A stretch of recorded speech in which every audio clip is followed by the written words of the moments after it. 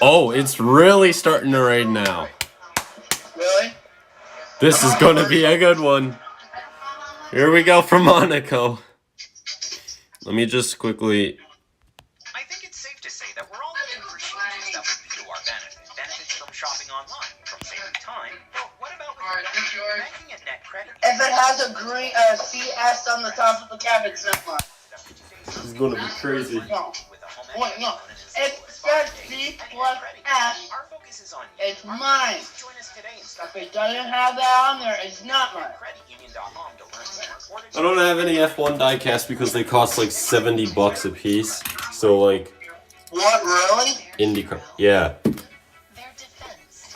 I just said that the Indy cars and the F1 cars are the same thing. Highly debatable. No, not. IndyCar is actually... And also they're more specky. They're more specky. Yes, specky. That's one! Did you just say that?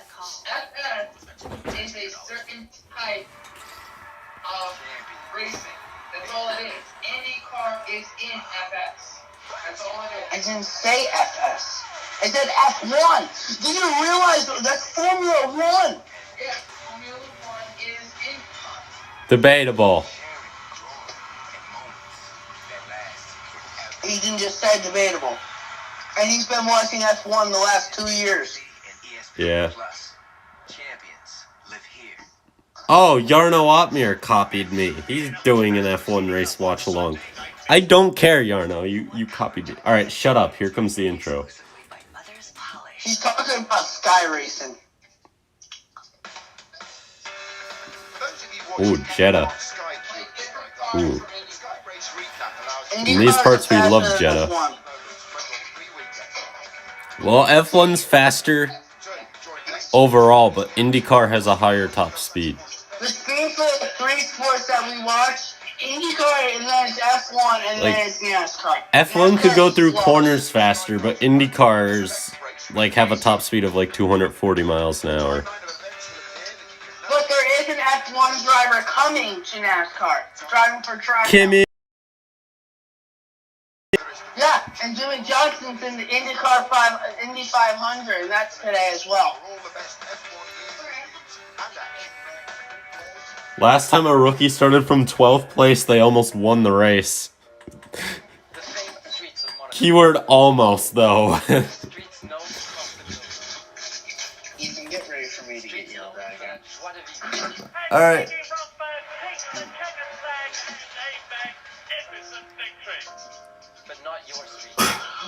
This race, it's gonna be crazy. It's pouring now. It's pouring in Monaco now. It's ridiculous. The rain is falling like crazy. It's gonna be a fantastic race. Dude, that kid looks like a 10-year-old Nico Rosberg.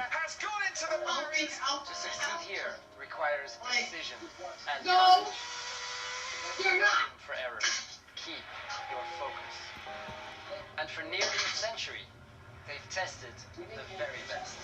I'll be out.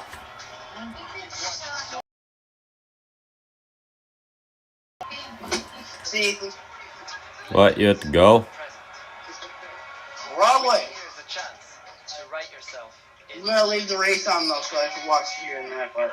Okay, call back when you're ready. Twice, Try it. times in a row in Monaco. Bye. To fulfill Bye. a childhood dream. The opening's coming up. Oh. It went away at the worst humanly possible time. Wait, was that ESPN Deportes? I'm not Spanish. I can't read it. Oh, now it won't load. Shit. No. No. No. Load. Please.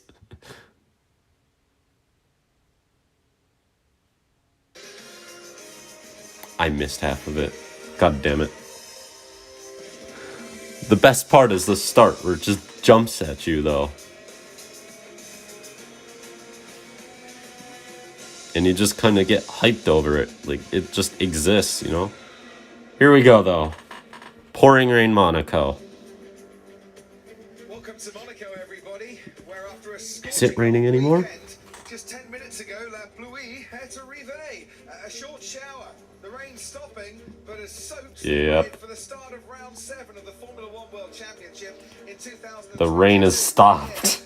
No. 67th World Championship, Monaco Grand Prix. Won from pole 30 times in the previous 60. Well, it's intermediate conditions for the start. We have that. It's a 2.07 mile circuit and 1 DRS zone on the run down to Saint-Devote. Very wet on that part of the track as it stands at the moment. 19 turns in all. There's some of the most famous corners on the Formula 1 calendar. This is the run up Beau Rivage as Pierre Gasly and Sebastian Vettel. Oh, Gasly versus Vettel. The battle, the one move of the race last year that we still missed because Lance Stroll had to interrupt. I remember that. Not that I want to. And onwards to complete yet another lap. And by the harbour side, here are the 3 tyre compounds for this weekend. It's the C5, C4, C3. It's the softest tyre compounds in the Pirelli range. The hard tyre. Wait, are they starting on the dries? For the race. And here's the starting grid then for the 78 laps of the Monaco Grand Prix this afternoon. Right at the back, Joe Guan. What's happening here? Gasly out in Q3 here for the first time ever. Alex Albon starts 16th with Mick Schumacher alongside him in 15th, and ahead Daniel Ricciardo in 14th, where Olivier Panis won in the wet here in 1996. Kevin Magnussen starts 13th for Haas. Valtteri Bottas has missed out on Q3 for only the second time since the start of 2017 alongside Yuki Tsunoda today. Esteban Ocon is 10th, and then 3 world champions all in a row. Sebastian Vettel 9th, Lewis Hamilton starts 8th, Fernando Alonso starts 7th. 7 Monaco Grand Prix wins between the 3. George Russell, the lead Mercedes, and 6. Oh yeah, there's George. And then everyone to know exactly where they stand. I understand why we've delayed the start, or suspended it, to use the official word. I understand that, because the teams need time. Yeah, I've come down to the conclusion that the race directors are no better than Michael Massey. Or the full wets, whatever they're doing. So otherwise it would have been carnage and chaos, frankly, if drivers had been consigned to slick tyres on a wet track. So basically, it's going to be formation lap behind safety car, so that means X wets to start. So that's then why we're getting all the wet tyres being pushed to the start of the grid. If you've got the safety car, you've got to go onto the wet weather tyres, and one by one, they're all being changed onto the wets. Only Yuki Tsunoda has his full wets changed yet. We've now got a delayed start. So that might be after that 3:09 start that we were Oh given. my god. It's like Spa all over again. Come on, can we just start this thing? If somebody goes into the wall at Saint-Devote, you get a safety car and everything could sort itself out then. Although if it's George, I'm gonna riot that we've started this race. At the start of the race, it's barely spitting with rain. I don't need an umbrella standing here in the pit lane. 2 seconds, take. Delayed start, Max. What are we waiting for? For it to dry or? Yeah, join the club, Max. This is This is Eduardo Freitas, the race director, in his second race as a race director in Formula 1. Very experienced, of course, in Le Mans. Has been the race director there for over 25 years, I do believe. But he's not experienced in Formula 1. Neither is his co-race director, Niels Vittich. So, thankfully, they got the likes of Herbie Blash in race control to try and advise them a bit. And Herbie's been around since... Yeah, absolutely, but Ted's right on the numbers as always. There, We might be here for a while. Do they know that Indianapolis starts at noon and the green flag flies by 12:45? Do they know that if they don't start this race by 10:45, we're going to be interfering with the biggest racing event in the world? They should be serious enough to have the best tyres on for the race, and so that's why they're running around changing tyres to. Guess that is an hour and 45 minutes. Shouldn't be too bad. Which is Yuki Tsunoda. in the AlphaTauri P11 on the grid. You can just see a little bit of rain there as the Ferrari mechanic You don't know what tires to use. takes the wheel off. So the rain is spitting on that grid. Now we can still have a standing start, even in the wet conditions. Germany 2019 was the last time we had that, the only time we had that after safety car. I know. Kill race control. A little bit heavier. Yeah, but well, let's wait until tomorrow. It might be dry then. Yeah, these are serious drivers, serious teams. They got all the equipment. You get going. If it Now it's starting to rain hard. Put the right tires on. I do not understand why. Yeah, last time we did a rain race, it was Germany in 2019. They just said that. Dude, that start was clean. I think it took till lap 2 before anybody spun. And then after that, all hell broke loose, and there were many people on the wall, and the Mercedes couldn't keep their cars on the track, and the Ferraris were dying, except for Seb. And then Max was dominating, and all the German drivers were crashing out at the German race, and it was chaos. Safety's this big in F1, it's probably right just not to race.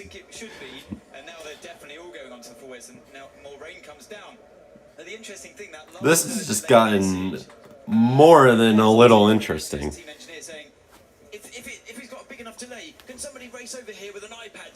We got 9 minutes to go. Officially. So this intensity will be like this for 10 minutes and then lighter for another 3 minutes.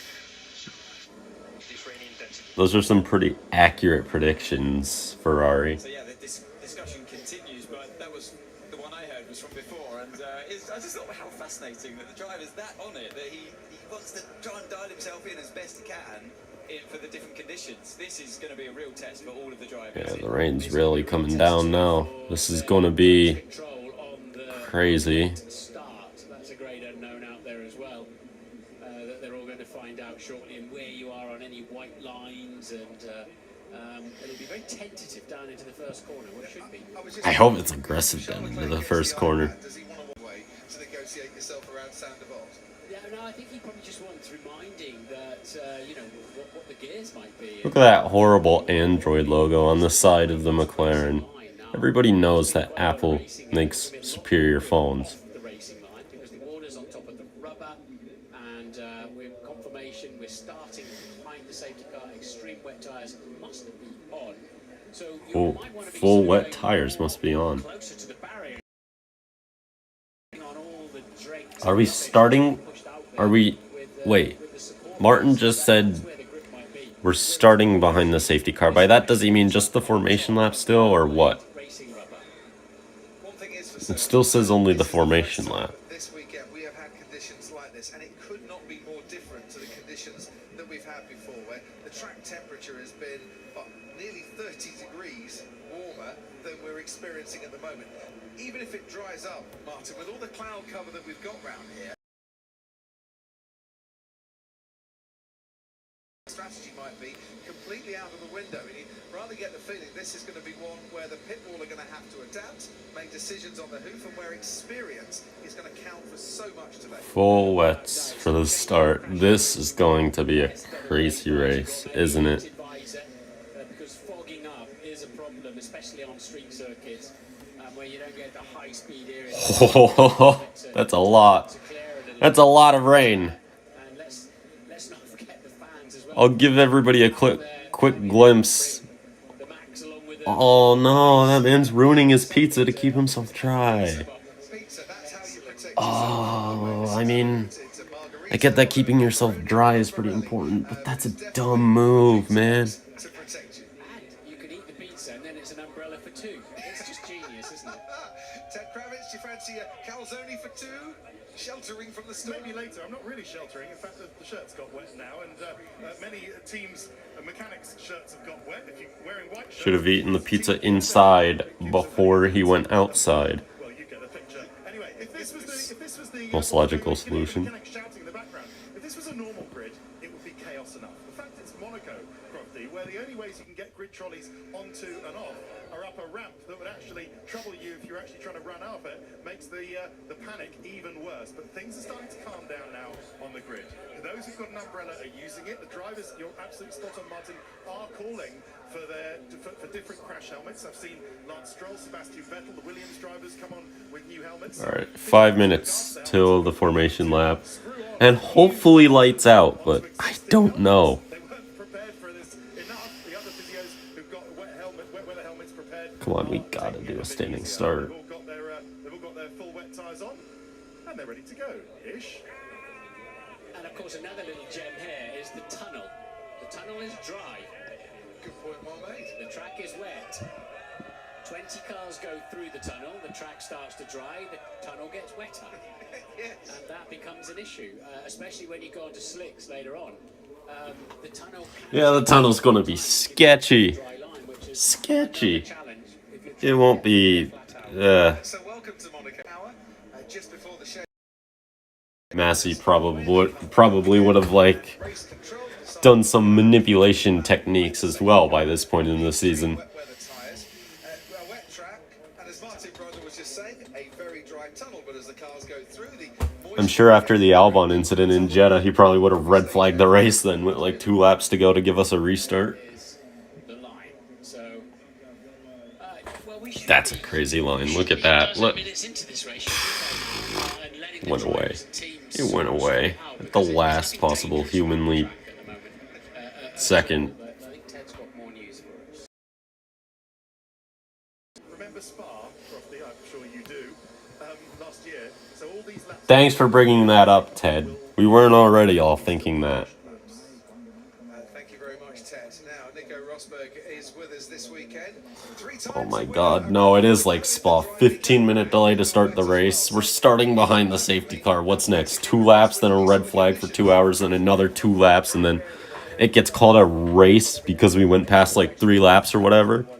And there are half points awarded for 0 green flag laps. Please no. There's so much more risk. For example, in my case, 2016, the visor fogged up, and I just had this tiny gap on the right-hand side where I could look through. So I had to like move my helmet to the left and keep looking through this tiny hole that was still clear. Then the front brakes glazed because you're braking a lot less hard. There's just so much more challenges coming at you, and especially with the changing conditions today. I think Formation lap will roll off in 1 minute. There was a classic shot there, Crofty. About. Of the pit lane looking like Tokyo Central Station at 8 a.m. on a Monday morning with wheel trolleys going in both directions. So if you're sitting at home a little bit confused, join the club in that why we're not getting this race underway. And I'm sure there'll be a lot of meetings and discussions after. They're going to fire up the engines? I mean, we are starting in... In Sector 9. Yeah. Everyone take some deep breaths, man, and just cool down. But they want all kind of key in this race. And that's probably very good advice because, as you mentioned, chaos outside of the cars, and what the drivers now need is a bit of calm. Yeah, genius radio call there from Lewis, and something I want to say that it's we cut to a shot to Yuki Tsunoda and other drivers. This is the moment where you just zen out as a driver. There's nothing you can do about it. The race will start when the race starts. You can get involved with Here we go. You just gotta get your Engines fired. and just remember you're one of the Are we starting drivers in the world. standing, or are we doing safety car start? Like a full-on safety car restart? That's the thing I don't think has been confirmed yet, but we all want a standing start, especially in these conditions. It's going to cause probably the biggest shakeup we've ever seen in Monaco history into the first corner. Or at least since the cars became too heavy and too big to pass at this place. Red Bulls never get off the line good in rain starts, do they? All he can control is his car. He can't control anything else. Do they? Might be his back No. but it doesn't really matter. Germany, they inched off the line. Turkey in 2020, they inched off the line. And They do declare Max lost like 4 spots in each of those races off the line, maybe more. and you want to, because you can just light the rear tires up and go. So the Red Bulls never get off the line well. If that's the case, George, here we go. We're off. From the grid, and Charles Oh, Charles is sliding. As well as forwards as he gets off the line. Well, if you're wondering what the FIA were thinking, we have an answer. We have a missive from race control. They say they were monitoring a severe downpour that was rapidly approaching the circuit, and as it arrived during the start procedure, the safety car start and its associated procedures were implemented. This was done for safety reasons in consideration that there had been no wet running this weekend. It's a full safety car restart. Darn. It's a dangerous business. That's why we're all tuned in. We move on. We have the formation lap. How many formation laps? We are yet to know. And I wouldn't be at all surprised if we get several formation laps here. It's a very short lap, so it's not like you can make a decision and call them for a standing start at the end of lap 1 unless you've made that decision. Let's just keep this in mind. It might be pouring rain. It might be an interesting start, but we're still waiting an extra 15-20 minutes for a Monaco race. Gotta keep in mind, even in heavy rain, I would doubt the only thing that would shake this thing up is like 15 safety cars.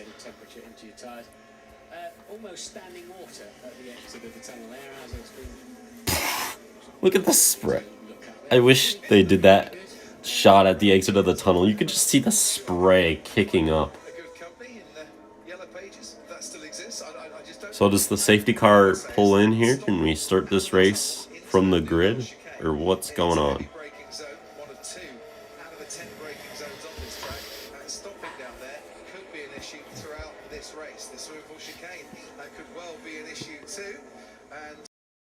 See this ending well anymore. The nerves are real. This is like the start of a Jeddah race where you just know the track is dangerous and it's bad conditions now even. Safety car stays out an extra lap. Alright, 77 lap Grand Prix now. Oh my god, it's picking up.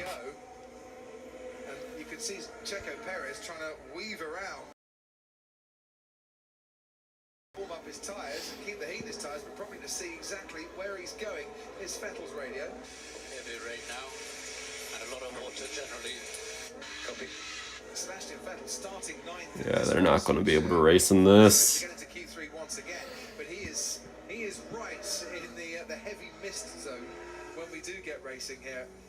I get the feeling they're going to want to run quite a few formation laps here, especially if the rain does stop a little bit. Try and get some of the water away. Trouble is, said their tyre temperatures, therefore their tyre pressures will drop quite dramatically from where they would be in the blankets. But I would imagine all the drivers out there now and team bosses like Christian Horner are hoping for a rolling start. That's what they want because there's less chance of damage or a shock depending on how far up the grid you are. Of course, if you're at the back of the grid, you want the carnage and chaos in front of you. But the 2 hours of the race duration has not started yet. So these are formation laps, not race laps. So still expect 78 laps to come. Ted, down to you. What? Sebastian Vettel's absolutely right. It is heavier now. Yeah, to be honest, wetter than I thought it would be. So yeah, very They can't do 78 laps. The cars don't have enough fuel in them to do 78 laps with all these extra formation laps. Heavy rain and but that would cause even more chaos as all the mechanics who are now just about completely soaked to the bone back in their garages would have to go back to some kind of grid. Oh my god, here we go again. It's way too wet to race. Here we go again. Here we go. Red flag.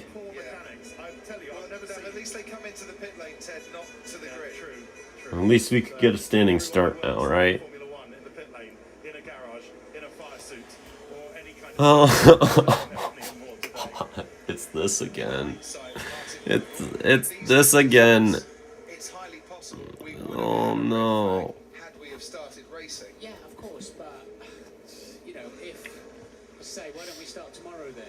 If you're going to apply that logic to the extreme. So the throttle works both ways. We have tyres that are called extreme, indeed, and you make your decisions as you go along. You can't keep weather. But anyway, here we are. The track is very wet, so no news on that. But it's something we could have done, 10 minutes, 15 minutes into the race. The drivers have got the cars, got the downforce, got the extreme wets, and as I said, the throttle pedal works in both directions. But here we are. We're not, and they're allowed to put their easy up tents up to protect the drivers so they don't get too wet, and you do somewhat fill up the water in there, and your boots get wet, full of water, and it's not a nice feeling. But so here's the weather radar, and you can see how the clouds. It'll be gone soon. Blown in. We're right to the It won't be gone soon. Weather radar, and the red is the very heavy, intense rain that we are now getting. And looking at that radar, some 40 minutes ago, I didn't see much blue at all. It has caught everybody really on the hoof. Christian Horner with us this weekend on the Red Bull pit wall. Blimey, Christian, nothing's happened, but what a chaotic 40 minutes that's been. Yeah, absolutely. I mean, look, it's right if we stopped it now. I'm not quite sure where we didn't get going, but... Rain. No one's won in the dry here from outside the top three since 1985. Maybe Max Verstappen was doing rain dances last night. Did you want a little bit of the wet stuff today? We were neutral to it, to be honest with you. I think, we definitely needed something, whether it be a safety car or something like that. You need a bit of an unknown. So You need this rain to instantly ease off. You gotta keep in mind, this race doesn't... For a standing start, would you be pushing for a standing start if you could have that influence? I think it really depends on the conditions. If it was like now, I think a standing start would just be dangerous. So, but we're expecting rain for the next 10 minutes, then for it to get a bit better. And if it does start to clear a little, then a standing start, I think, would be preferable.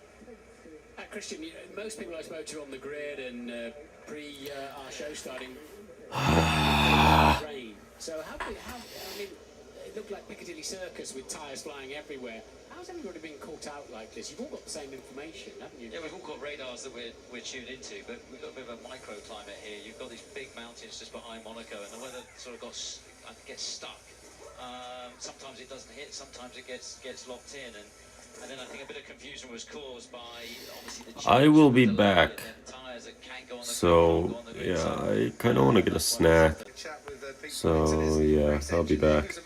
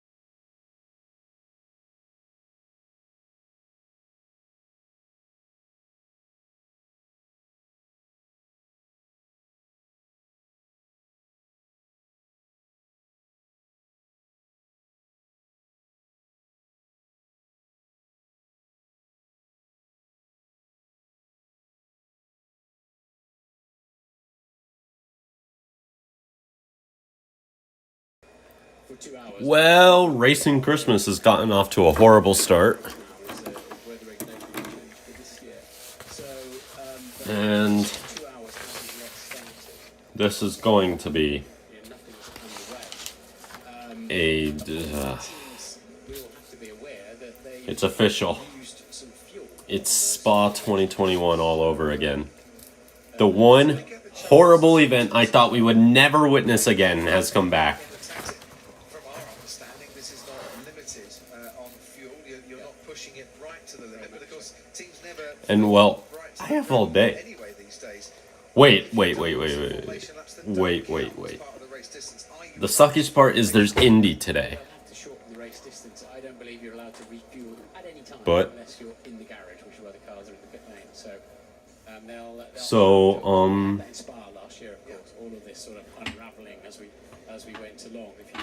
Monaco has lights because it's a street circuit. Not that I didn't enjoy our conversation before. Could we race at night? Some highlights of that, but I've tried to put Spa to the A nighttime Monaco Grand Prix? I wouldn't be able to watch because I'm prioritizing the Indy 500 over any race today, but that would be great watching the highlights. Midnight Monaco in rain. And a brand new hospitality area. They get a great view of all the pit stops and the swimming pool chicane from there. Probably a better view of the action than you get on the start-finish straight, which has got a long curve and a lot of trees there, Martin. And even if you are where it's crowned in the road, like any road, so it drains both directions. But that's why you can get an awful lot of water in, and obviously it's on the hillside. The winds around the hillside there, so we will get big pockets. speculating. It's a never-ending race. Let me try calling Corey. Does that do anything to the stream when I do that?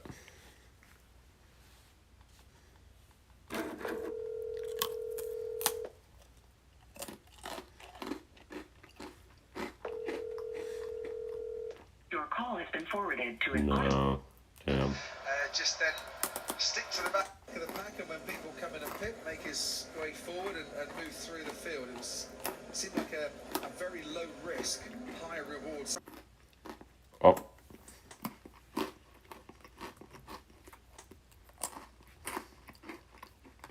The race went. We need to reset it.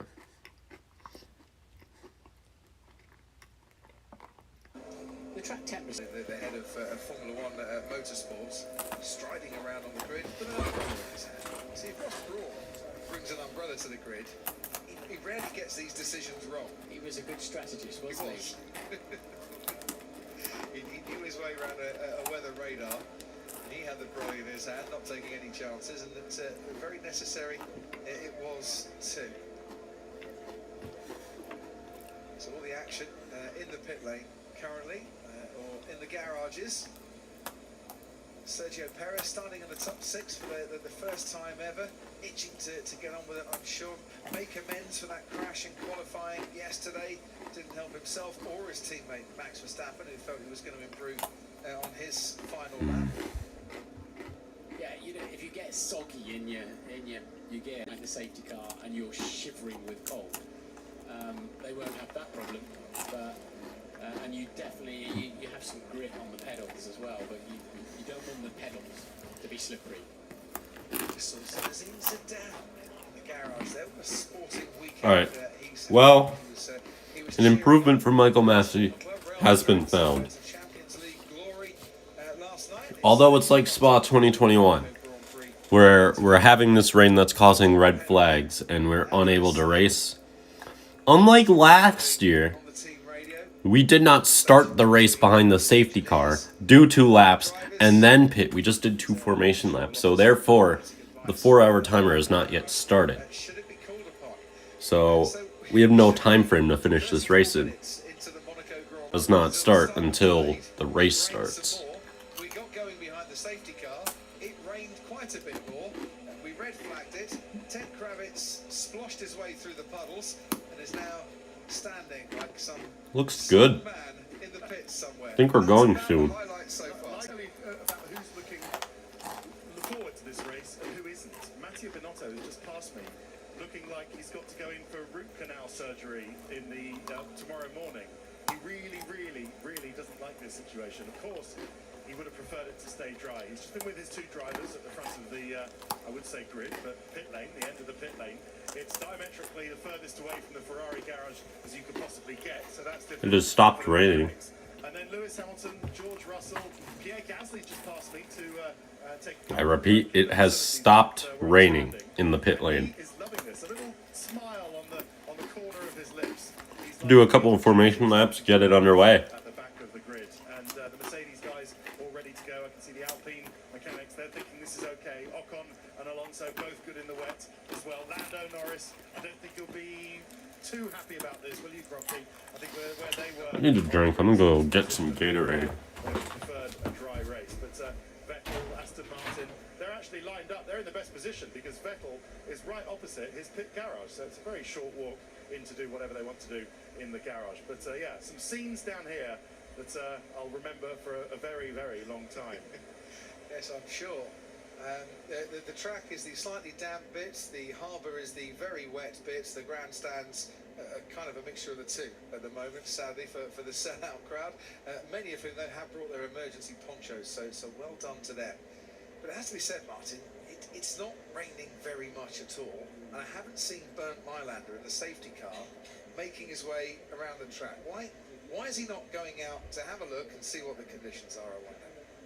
Because he hasn't been sent out, presumably. It's not his, obviously it's not his prerogative. So would it be a good idea to send him out at this moment, see what the track's like? It hasn't really been raining much for a good 10 minutes or so now. Relax. You heard what Lewis said? Yeah, but unlike you, I haven't got Gotta stay hydrated. It's very important. Get this thing racing again. It just feels like we're... Does anybody that we weren't underway and that we're not getting back underway? It's supposed to be difficult out there. Yeah. And you know, we're reading, look, they haven't been out in the rain this weekend before. So what? You know, that's what happens sometimes, and that's why they're the finest. That's why we're revered. That's why I'm gonna people drink have spent this one first. hard-earned cash to be here and to watch it, and people have given up their hard-earned time to sit and watch and listen to us. But I hope we'll give you a great race yet. So don't abandon us, please. Now, Marco and Max Verstappen, Christian Horner in conversation. What do you talk about at the back of the garage? Do you try and focus on things away from the race itself? Nice and relaxed, or are they going through strategy? What sort of conversations you have? It'll vary. They really don't think the track is good now. I think it's good. So you know what to do, and you know there's a world championship up for grabs, isn't there? You know, this is all the points count. So, but there's no point in them winding each other up. So that's the scene. You can see the clouds hovering over the hills and the mountains, but I think that's the weather that has kind of blown through. The weather as it's moving at the moment is coming from behind the camera as we're looking, and then blowing away, which is not normally where the rain comes from around here. A little bit of rain that we can see just from the camera on that balcony. The radar that just suggests that is very much the case. But would you not just send Bernd Mailander out just for a couple of laps? It is actually getting heavier now. It's raining quite heavy, isn't it? Oh my God. You can go and break a few puddles up as well. We should have a driver in it. It should be making its way around the track. But it's not. And of course we know that they cool the fuel very much strictly controlled by regulation, but to make sure they don't have cavitation and overheating fuel at the end of the Grand Prix. And that of course is some time ago. Now the cars have warmed up and they sit in the heat, so some teams will be nervous about that, and that's why they keep really heavy. We've seen Aston Martin and a Red Bull not make it onto the grid particularly early while they're waiting for the temperature to come up of the fuel to be within 10 degrees of ambient, because ambient was different to what was expected. So Of course, all of that lovely preparation is out of the window now. Man from the FIA, sheltering under his big groin. Miami, the two Aston Martins didn't make it onto the grid, and then Spain last time out, the two Red Bulls were very late going to the grid. I think in the harbour, some 200 boats applied for a berth in that harbour this weekend and didn't get a spot in the harbour, even though a few extra places were made. It's been jam-packed full. The casino, I'm sure, has been doing a roaring trade as well. Monaco has been very, very busy indeed as we return to full capacity crowds. Sebastian Vettel just sat in the back of the garage, former winner, of course, here on a couple of occasions in Monaco. It's Seb. It's the most interesting thing I think I've seen all day. Lewis Hamilton, Fernando Alonso, all starting alongside each other on the grid. Unfolds this afternoon. I'm sure he can't wait to get joined in. It's Lance too, but nobody cares about him. 17 down on the grid. Is there a strategy that Aston Martin have got? Lance isn't. Well, Lance probably is nicer than Seb because he's Canadian. Canada is. People are nice there. I've never seen a mean person from Canada. Other than the mooses. Because Jost has just come to use the aforementioned facilities. I've just grabbed it because Jost, you were one of the team. You were helping your mechanics. There's Valtteri. Battery Voltas. Grid trolleys with your mechanics to get them up this ramp between the pit lane and the grid. You were really getting into it. Yeah, why not? Still, Stroll's worse than Seb. Unlike Seb, he has no skill. He's an F1 because his daddy has a ton of money. And, like, owns the frickin' team, you know? What was that time like on the grid? Was it a little bit of confusion for you? It's like Mazepin, just better. That's not saying much. You can discuss it that the right or wrong decision what they have done, but you can always discuss it. You wouldn't have only known in the Still no indication of how long until we go green, but India soon. And that is not a good scene. It's true, Crofty. He has just handed me a banana. Thank you very much. A lot of rain. I'll get into that, but just quickly, what's your understanding of what we're waiting for now? There'll be a 10-minute warning, and then that's dependent on what? Are we watching the radar? Is Bernd Maylander going to go around in the safety car? What's your understanding?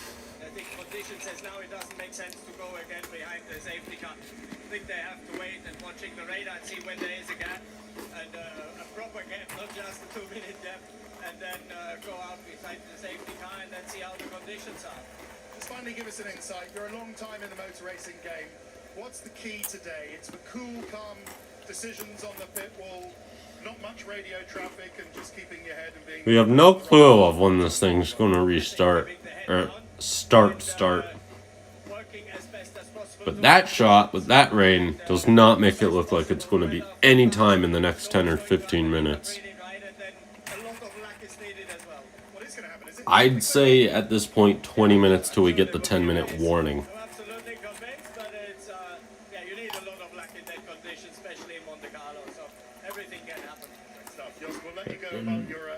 If this race is delayed longer than an hour, then I'm not going to be able to watch the end because the green flag for Indy is at 12:45. Probably turning that on at like 12:15. He was shouting, "Come on, lads, I'll help you." Pushing tyres, pushing grid trolleys up this ramp between the grid and the pit lane. It was quite something. Fair play. Credit to Jos Capito. Team boss helping out his team in chaotic conditions. Anthony Davidson, wasn't there a race once where you came in for a pit stop and you saw your press officer with a load of fit them to your car in similar chaotic conditions? Standard race control. It was Nürburgring 2007, I think it was. That's the one where Lewis got craned back onto the circuit. That's the one. Yeah, I just about managed to get out of the gravel trap, but yeah, during all of that drama, I do remember, clocking the press officer carrying a wheel to the car. Martin Brundle, former pit stops where someone arrived at your car that you weren't expecting.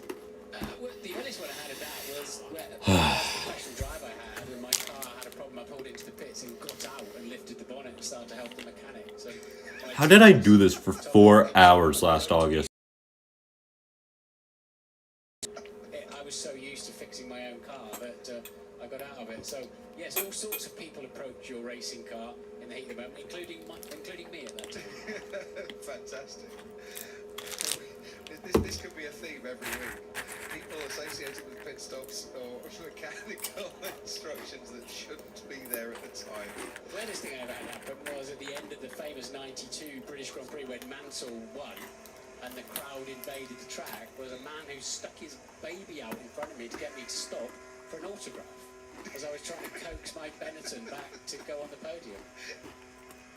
Well, it would have been quite the autograph for his child on that one, but use the baby to stop. He did. Please don't try that at home, ever.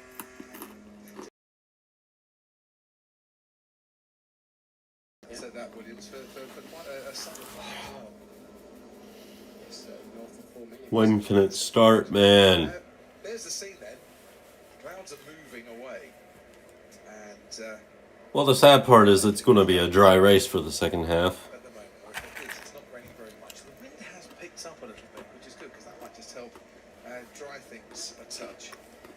We're stupid. We're looking out here. On your pictures, you can see the approach to the swimming pool, which is really, really wet. But where we're stood, it's not quite as wet on the exit of the swimming pool chicane. So what's the reference point here then? What are we actually looking for now? Why is, as you say, why isn't the safety car trundling round on its treaded tyres and hanging out and having a look? I can't help thinking, Martin, that 12 months ago, in these sort of conditions, with a different race director, we would at least have seen the race safety car going out for some exploratory laps. And you know, experience does count for a lot, but you can see just how it's spitting at the moment on the approach to Tabac.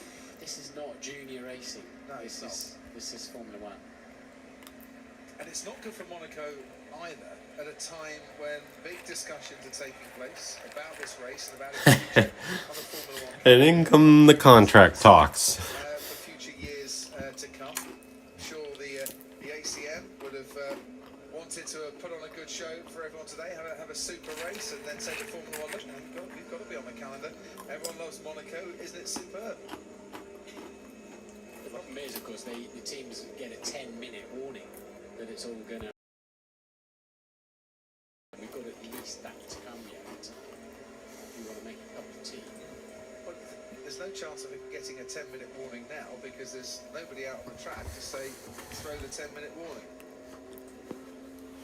We can only apologise because I know a lot of people have tuned in today, not just for the Monaco Grand Prix, but also the Indy 500 a little bit later on as well. It's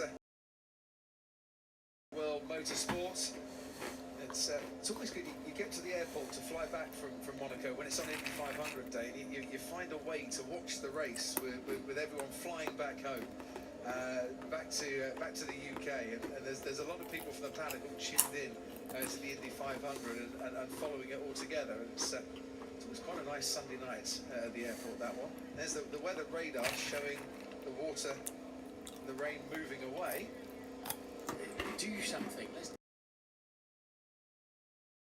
The period of inactivity is now becoming a little more questionable, shall we say. It is not for us. These race directors suck. Race control, but it is for us to ask the questions, if we ever could, to race control as to why you're not looking to get a feel for what the conditions are like on the track.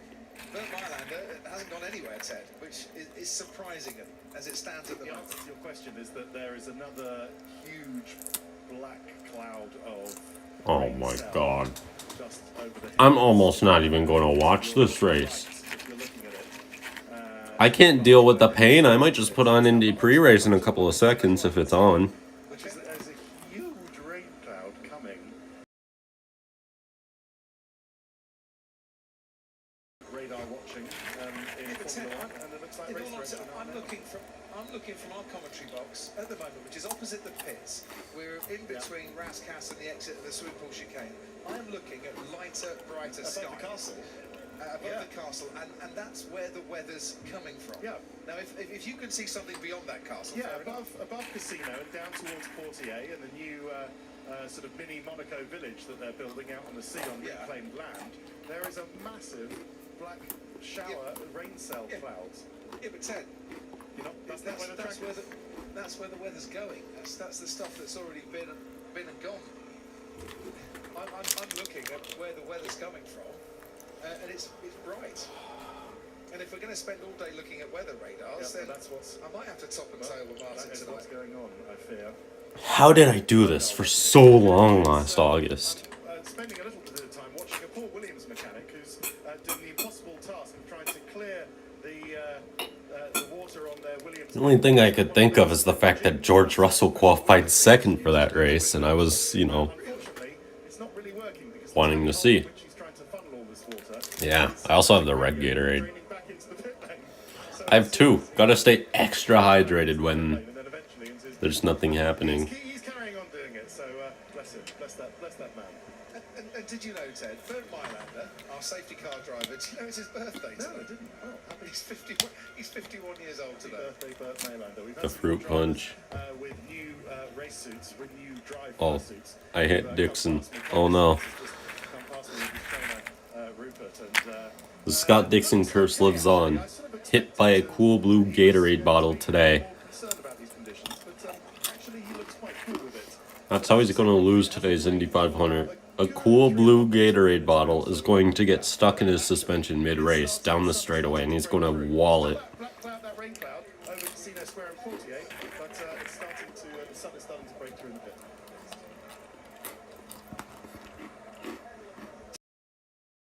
Gazebo that has been put up outside the Mercedes garage that actually is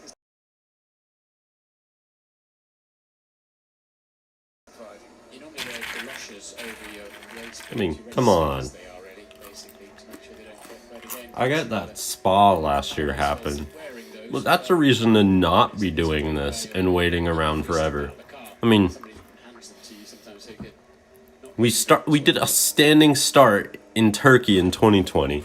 We did the same in Germany in 2019. There's a goldfish stuck in my throat.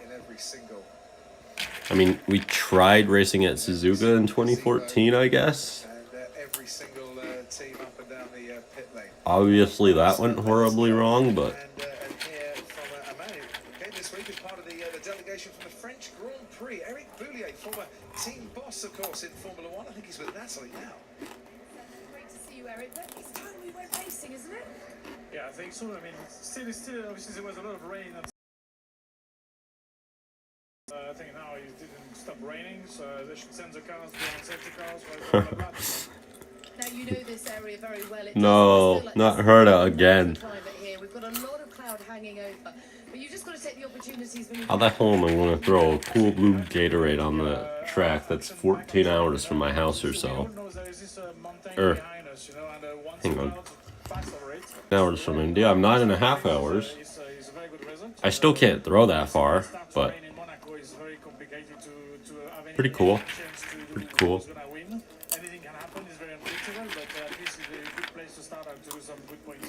Alright, well, I will be back in 1 minute. Don't actually time that, it might be longer than a minute by a little bit, but we put a massive mobility plan in place to make sure there is no traffic jam again. So yeah, I mean it's a challenge, but it's a good challenge to have on let's say a couple of months. yes, I will go for... Thank you. Yes, I threw 3 IndyCar diecasts on track and killed somebody. And Natalie there, even better to hear, and it's just flashed up on our screens here, the 10-minute signal will be shown in 20 seconds time. We have 10 minutes. We're going green in 10 minutes, in 20 seconds. Let's go.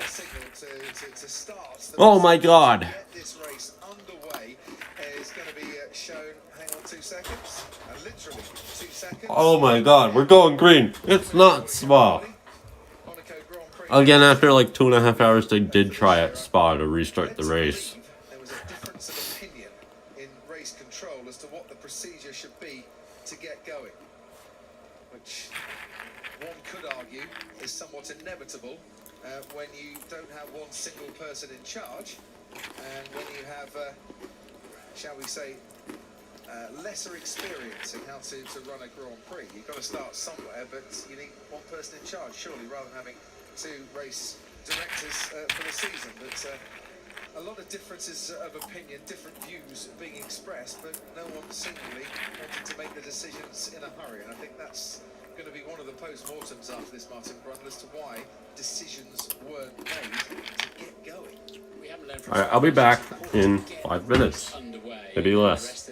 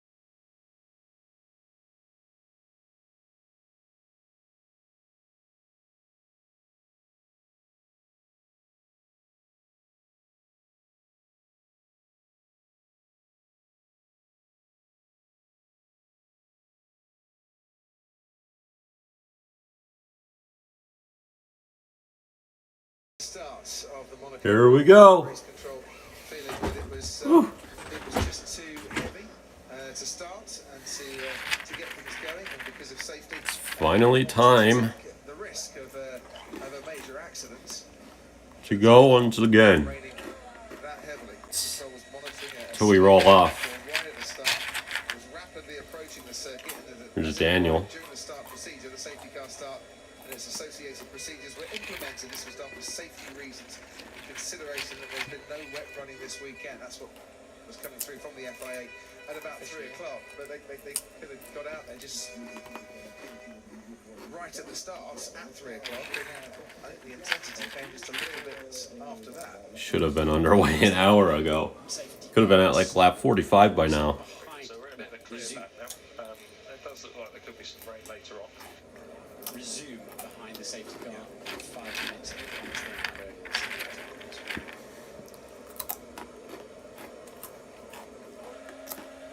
There's George. Resuming behind the safety car. Tell you what this does. This hurts George Russell's chances of keeping that top 5 streak alive. They then decide on a standing start or a rolling start, doesn't it? When they decide to start the race. Yeah, It's the race director's prerogative.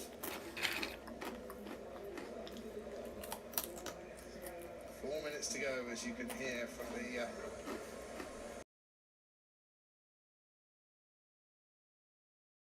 Resume 16:05. that seems to me that we get a safety car rolling start, and the laps that we've done so far, or the 2 laps minus 1 because it was a formation lap, will be taken off the race tally. So it should be 78 laps. If we've done 2 laps, one gets taken off because that's the proper formation lap, and then the next is the counts as a racing lap, so to speak. Yeah, we've learned nothing. The official graphics are still saying lap 1, but of course they'll be updated when they hear from race control. Damn, no lights out and away we go today. The most fun part, the most nerve-wracking part, the greatest part of any F1 weekend is not going to happen on the biggest weekend in motorsports. That sucks. We are rolling off in under 2 minutes. Well, actually, we just got the 3-minute warning. But that's a little bit off. That could have become the most annoying sound in your ears, Ted, since Billy, the guy with the megaphone who used to sit on the rock. I know a song that will get on your nerves. It's like a boat klaxon. I don't know who it was who was standing. It must have been Zhou Guangyu or one of his mechanics who was standing at the pit entry, because that's where the trigger is for it. So whoever's last in the queue down by the end was standing. Anyway, thankfully it stopped. Just another thought. I mean, Patrick Caps. Team radio. Daniel, we do expect more rain, but it's a little bit confused at the moment. So, Daniel, there's a dead zone in the rain. The rain entered that about 5 minutes ago, and we can't see yet whether it's going to come out this side. So, it could be rain in 5-7 minutes' time. Oh, plot twist. Oh my god. Go now. If the weather radar's not working, 10:04. herd of cows we could use? Alright, so Don Arbor. Off come the tire blankets. Here we go. Alright, another step into the unknown for the 2022 Monaco Grand Prix. I'm sort of getting vibes of Olivier Panis in the wet here in '96, aren't you guys? But that was a day when the weather was set in for the day. But it's still dry down here. And I'm going to turn my mic off so you don't have to listen to this klaxon again. So we've now seen that the 2-hour clock has indeed started. Yeah. So Oh. we're down to an hour 55 and 45 seconds remaining, which suggests to me they consider the race will start, or has started, as they trundle out of the pit lane now. Absolutely. So this is the official race start when they come out of the pit lane. Behind the safety car, the cars will leave the pit So I assume it'll be 76 laps when we get the green. rolling start, not a standing start. And given the adversity to risk that has been displayed so far, that would at least be consistent with the decisions that have been made. We have the possibility for a standing start doesn't necessarily mean that we will get a standing start. That is up to the race director. Look, there's a green light, Martin. Here we go. Cars coming onto the track. That's where I would have expected the 2-hour hours to start from that moment of the green light. But anyway, we're 5 minutes and 10 seconds into it now. So, cars back out onto the track. Let's go, George. In 45 minutes. 20 past. He's in a bad spot, though. He needed that standing start. You can't really gain a position at Monaco unless you get it. Unless the person in front of you makes a huge mistake or crashes. Of course, we're an hour ahead here in Monaco. And let's have a look at the track then. Where's the standing water? Where's the bits that might catch some of the drivers out? It's the white lines and obviously the painted curbs that get particularly slippery. You can see there on the right hand side some of the zebra crossings, the crosswalks, as you call it in America. Welcome to our American audience. Vettel won Monaco Painted over and some are not. in 2017? A lot of the white lines have got Didn't know that. down on them. But again, I mean, I knew he won this race. I thought that was back in his Red Bull days, though. guess that the grip is anywhere except the racing, particularly in the braking zones. It's so easy to snatch a brake. Yeah, 77 laps.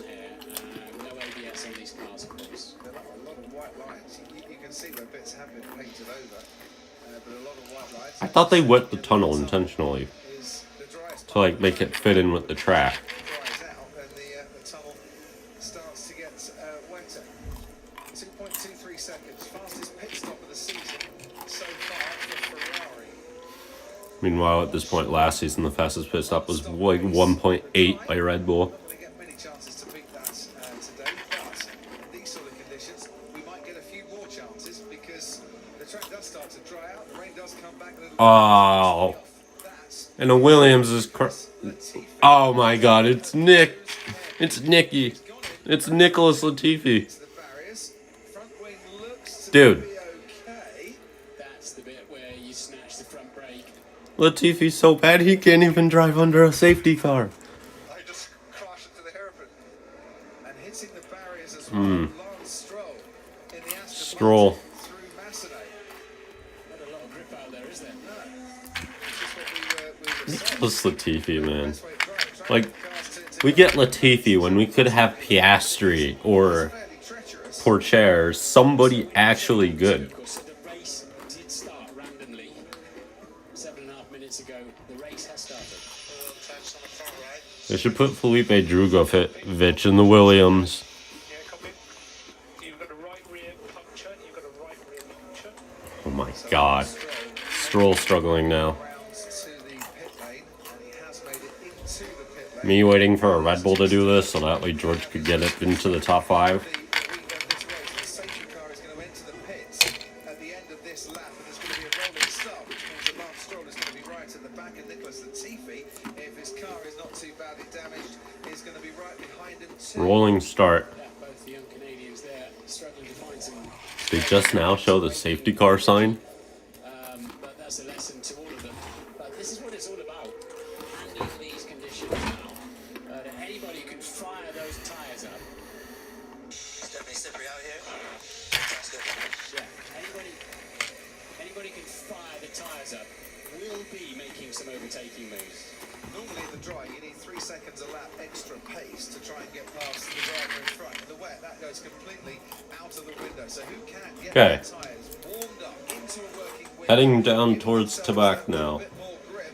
Who's going to be struggling out there? Well, we'll find out. Safety car in this lap. 77 lap Monaco Grand Prix. We are on lap 2. Well, 15 seconds shouldn't be enough to spoil, really, because you have to type everything once it happens. Going eventually. This is worst case scenario, isn't it, for Charles Leclerc? He wanted certainty today. He's been so brilliantly fast around here. And right now, there's so much risk for everybody. And Here we go. tiny snatch of the brake or over enthusiastic press of the throttle, you're in trouble. Right, here we go then, folks. In the Rascast in the final corner. Green flags. Track clear. We are going to get going in Monaco.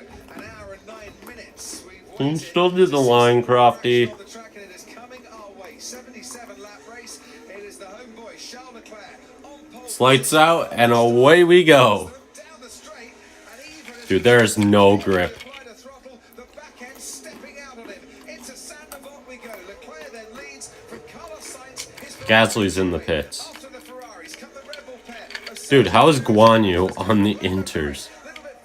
Stroll's in the pits again. We couldn't see him, but he's right there. George Russell right there, ahead of Alonso, Hamilton, Vettel, and Ocon. We're going to be rewarded for our patience with some unbelievable car control now. And Carlos Sainz, the next one to have to make the little save as he heads down towards Mirabeau and back into the pits. Whoa. Comes Lance Stroll. Inters going on, people. And they almost collide in the pits. And Gasly's onto intermediates, we hear, in the AlphaTauri. And they have all three of them gone onto the intermediate tyres. Latifi and Stroll, who've been in the barriers, even behind the safety The Red Bulls are sliding. You can't separate the two Canadians, it seems, this afternoon. Leclerc out of the tunnel, he comes and down towards the Nouvelle chicane, and the Ferrari's already getting away a little bit from the two Red Bulls. Oh, they're braking so unbelievably late in those Ferraris. They're really finding some good grip. Both Red Bulls struggling for traction behind them. Rear wheels spinning up. Now through to back we go. Dude, the laps are so slow in the rain. It's so weird. Chicane, but it seems like it is half speed at the moment. Tentative. Real minor directions on the steering wheel. Drivers having to just feel their way as to where the That's one lap, ladies and gentlemen. for the two for a little bit of Monaco drift coming out of Rascasse, and already Carlos Sainz is about 2 seconds behind our race leader Charles Leclerc. Down towards Sandoval we go, and the two Ferraris then out in front. Perez, Verstappen, then comes Lando Norris and George Russell. We're running on board with Max Verstappen. Oh, both Red Bulls are Inters, it says, but they're not. I don't think. So Perez and Verstappen, let's keep a look out for them. I thought they all had to start on wets if it's behind the safety car. They are on Inters? Is on intermediate in the Red Bull. I think that graphic is wrong. It's wrong, has to be wrong, doesn't it? Yeah, it is. And that's why the likes of They did that at Imola, too. They can't get the graphic right with what tires they're on. just throwing a little bit of a gamble. They're at the back anyway, and see if it is good enough for intermediates. The last lap of Pierre Gasly, a 1:43.9. Charles Leclerc put in a 1:43.2, as you can see. So not much of a difference between the wets and the intermediates. No. That's very good information for the rest of the field. Yes, they are all on the graphic was wrong. They are George should pit. What if George Russell wins because he goes on to Inters at the right time? found some traction. And then Norris doing a great job in fifth. So not a lot has changed really, has it, in the top 10 that were after qualifying. Sector 3, final part of the lap. Fastest time in that has belonged to Pierre Gasly on the intermediates currently. There's his teammate Yuki Tsunoda disappearing through to back. Behind him comes Valtteri Bottas, and then Kevin Magnussen. Just normal conditions when you can. Steadily, slippery, and it's drying pretty quick, I'll say.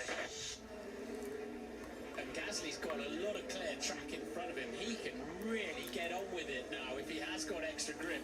And Good Pierre Gasly. Ooh. He went over that bump. He went over that bump. He went over that one bump after Casino Square that everybody avoids. Yes, he did. He had to cheat across the chicane. That looks a bit of a handful, doesn't it?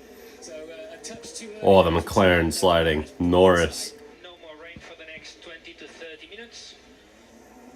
No more rain. Track's going to dry out then. So when do you make the switch onto the intermediate tyres? So I talked about that land to sea ratio, more rubber than groove on the tyre, but it also means the tyre doesn't warm up as quickly, the intermediates. The tread blocks on the wets move around a lot. Will Red Bull think that Max Verstappen looks a bit quicker than Sergio Perez at the moment? Let's see what they've got to say on the radio. But they're hanging on to the Ferraris, but only just.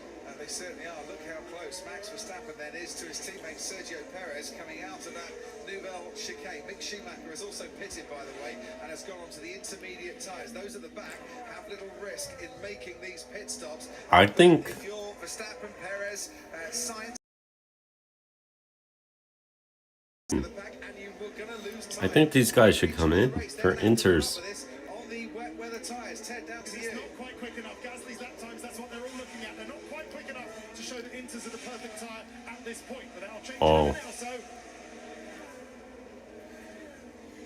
Okay, Schumacher Schumacher, Gasly and Latifi have pitted for Inters. It doesn't look particularly easy though, and they are no quicker than Stroll, who pitted for a wet and has clear air. Yeah, it looks like too much of a gamble at the moment, doesn't it? The Inters, there's not enough upside for the risk No. you have to take. Being put back into Yellow flag. Someone's gone into Sandoval. Nope. Sandoval, I think, might have just gone on a little bit. We saw the yellow flags briefly being thrown down there, but cleared up very quickly. As we watch Sergio Might have been Vettel.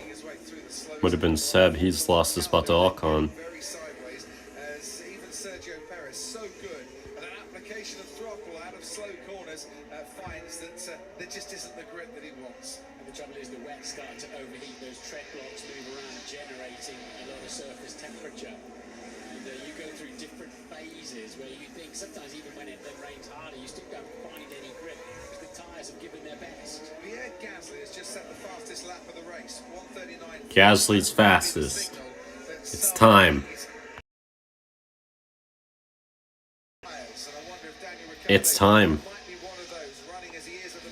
Intermediates are the way to go. Started and won here in 1996. We're watching Sebastian Vettel making his way through the chicane. Behind him, Yuki Tsunoda. Vettel has lost a place. He's been overtaken by Esteban Ocon, who started behind him in this race and has dropped down into 10th. And they're still tiptoeing a little bit around to back. You can definitely see the track drying out, the dry line starting to appear. Vettel's coming in. Told by his Aston Martin race engineer to box, which means I think that also Everyone's pitting. is going to come in and does so for AlphaTauri. So Vettel comes in, Tsunoda covers that, and I said Pierre Gasly. Yuki's in. Is that it? I think that's it. Could Seb take the lead of this race? 1:37.9, 10th quicker than his teammate Charles Leclerc, but he's still quite a long way behind, as you can see on your pictures. George should come in. They've come out in around 8th place at the moment, which is really not what they need. They need drivers behind them to pit and then react quickly. So do those just ahead of Vettel and Tsunoda before they made their pit stop. The likes of Ocon, Hamilton and Alonso respond straight away as the undercut being performed by Aston Martin and AlphaTauri going to change the direction of the midfield. And when it changes that direction, do we then start to see the leaders coming in? Lap 7 of 77 here in Monaco. 3 seconds the lead for Charles Leclerc over his teammate. Here's 42 seconds back though. Nowhere near where he needs to be to take the lead of this Grand Prix. Vettel, he's behind Gasly, so is Tsunoda, so... And as tricky as it seems, Martin, it doesn't seem too tricky for the drivers out there. How are conditions, Max? Drying, but still a bit tricky on these tyres. So I think Max would prefer to stay on the wet weather tyres for the time being. Ted, down to you. Movement, just starting to see some movement further down the pit lane towards the garages. I'm expecting Mercedes to pit Hamilton onto the intermediates. Come on, Lewis, this is your conditions, this is your chance. Play the long game and let's go on to Inters now. I think it's not going to be too long before one of the top 3 teams are in. Well, he started another lap, Lewis Hamilton, and he's not... They should bring in George. Come on, let's get George's first career win in Monaco. Oh, wow, Mick. Mick had a beautiful corner right there. I'm not going to stream Indy, but I'm going to do normal reactions to it.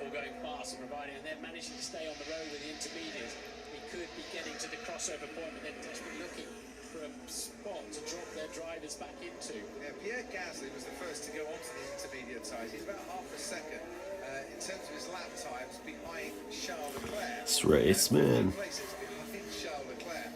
But the Inters seem to be holding up well. The more that dry line appears, the more that pushes the rest towards a pit stop. Those leaders now would probably like it to rain a little bit for a while. But the rain forecast, as it stands at the moment, is that we're not going to get any wet stuff for quite a bit of time. 20-second gap. If Charles Leclerc was to pit now, he'd come out behind Hamilton and ahead of Esteban Ocon. And meanwhile, Hamilton's teammate George Russell has just gone straight on missed the apex, I should say, at the Nouvelle chicane. Russell in 6th place, and we can head to Sky Race Control.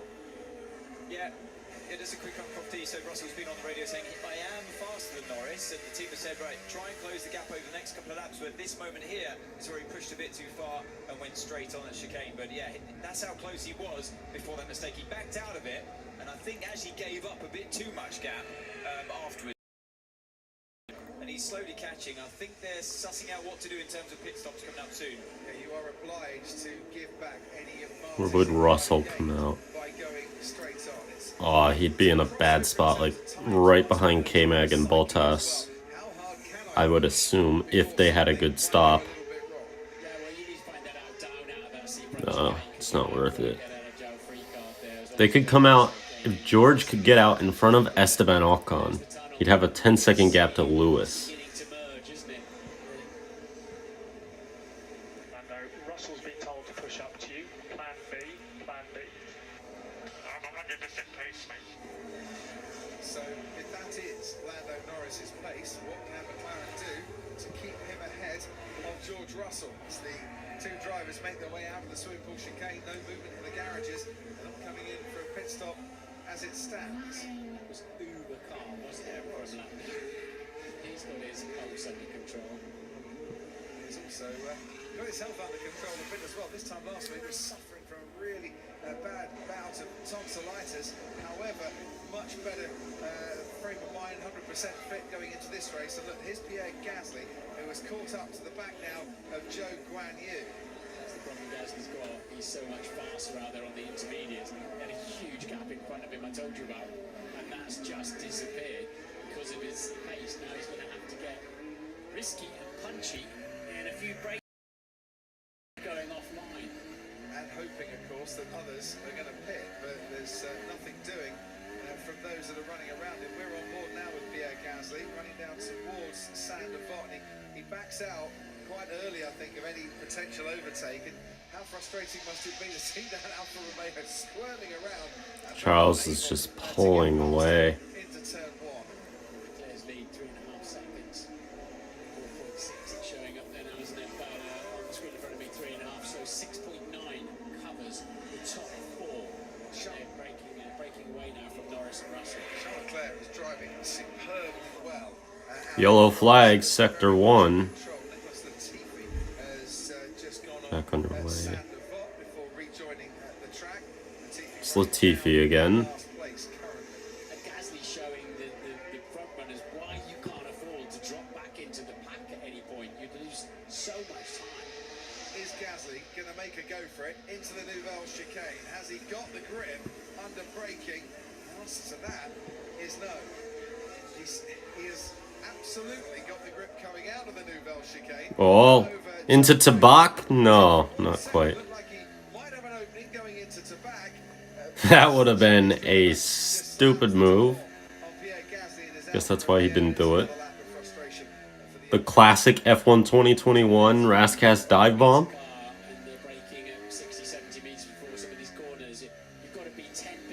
No. Around Rascas we go, and into Anthony Logues, the final corner, and out in front into 4-second lead for Charles Leclerc over his teammate Carlos Sainz. He's going to make up one of them. Yellow flag, sector 1. Who's gone off? Albon. The other thing that the top teams are looking at is that Esteban Ocon is the cork in the bottle, isn't he, Crofty? You see, he's dropped off Lewis Hamilton now by 14 seconds. It's a huge amount, and now Ocon is holding up Bottas, Magnussen, Daniel Ricciardo, Zhou Guanyu, and Pierre Gasly. So it's Gasly at the end of that train behind Ocon, who just has no pace in these conditions. Charles Leclerc can pit now, potentially come out ahead of Fernando Alonso. Should he? Yeah, I've seen a lot of that from the rear. The braking zone down to the chicane, but and now Oh, Joe misses the corner. I believe that the Alfa Romeo should now yield that place. He failed to lose a place by going straight on. And race control should be straight on top of that. He's made no attempt to make the corner because he had too much speed and couldn't. apply the brakes. So has gained the advantage by making no attempt to make the corner. I'm with you on that one, Martin. But I'm sure there's Our first pass is about to be a pass that isn't even a pass. we don't know about. Classic Monaco. Back up to the guy who's trying to overtake you. So Leclerc leads from Sainz, Perez, Verstappen, Norris. Top 5 haven't changed in this race. Russell, Alonso, Hamilton. Top 8 haven't changed in this race. Ocon has made up a place. Valtteri in the last points position. We have pit stops so far for Latifi, Stroll, Tsunoda, Schumacher, Vettel and Gasly, and we're back on board with the AlphaTauri. Oh, the helmet cam. Is he going into Mirabel? He is. He's going for it, Martin. He's going down the inside of the Alfa Romeo. Pierre Gasly has been rather frustrated. At Mirabel. Did not expect that. Released to try and catch Daniel Ricciardo instead. It's one of those places where I pass people in the game because it's just they all check up on the starts. During those pit stop, Gasly going obviously early, but next up to pass the Alfa Romeo is Sebastian Vettel. Meanwhile, Leclerc going fastest up front. I'm imagining the front runners are hoping they can get straight onto slick tyres at some point. And look how dry the racing line is in certain parts of the racetrack now. It's certainly on the entry into Casino Square and part of the exit out of it. Charles Leclerc having to find 135.0 for Charles. Oh my god. It's fair to say that's a fast lap. Oh, Daniel. Daniel. Trying to Rascast move. He was to his left-hand side and trying to make the move past. If Ricciardo's struggling and squirming a little bit, Gasly might fancy his chances. Oh, here comes Seb. Seb might have a go. No, not quite. He's too far back. Ricciardo down in 12, holds on to that 12th place. But it's quite clear in this ahead of you, a little bit worried. Yeah, and Ricciardo's wet seem as if they've had enough of this race. He's really struggling for grip, isn't he? Daniel Ricciardo, who knows how to park a car and make it as wide as possible around Monaco. Is Gasly? No. I thought Gasly was going to try the hairpin move.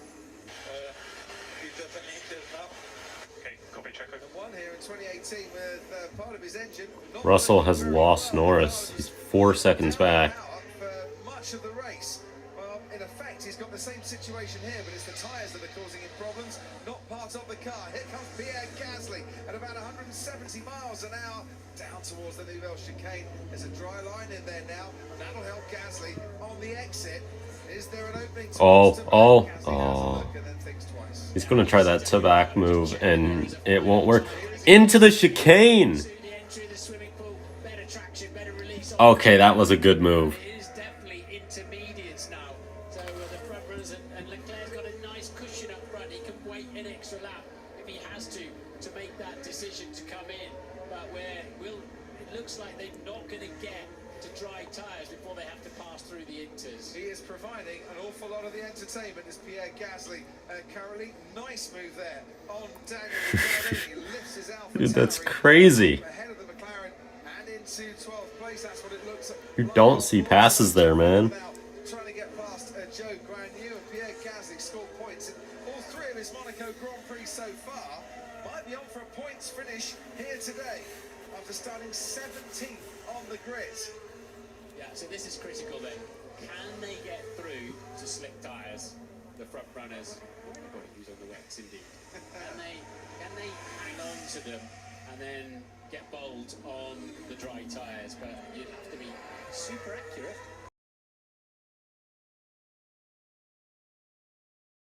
Sainz is going straight to dries. It's the question stroke statement that Carlos Sainz was just exchanging there with his race engineer. While his teammate continues to set fastest laps out in front. It's all looking rather nice for Ferrari at the moment. Worth waiting for this race if you're a Scuderia fan. It's still a long way to go. We're only on lap 15. Can Carlos win in Monaco? On the pace of the race. Ted, that's the big question, isn't it? Is it going to go straight to dry tyres? Martin, you seem to have made your mind up, then changed it again. Carlos Sainz agreed with you first time, but it's it's going to go straight to slicks. So everyone being told to cool their tyres wherever they can. George Russell being told on team radio, just try to cool your tyres, get some sort of heat out of them. 2 seconds, 10. So that time's still not looking too bad.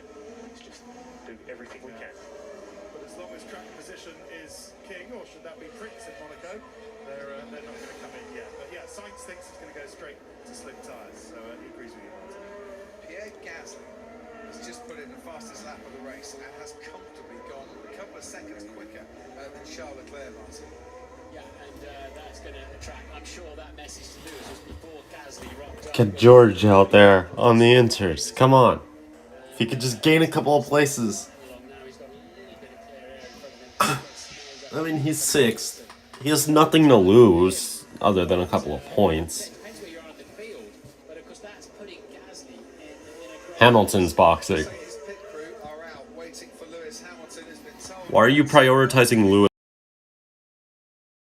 Hamilton makes his stop from this race, as you can see now. They get to work, and it's the intermediate tyres that are going on to the Mercedes. So do they believe it's not going to go straight from wet tyres to dry, or do they think that we can't take the risk in running those wet tyres anymore? Gasly still behind Magnussen, still behind Bottas through the Rascas. They're in a different race, aren't they?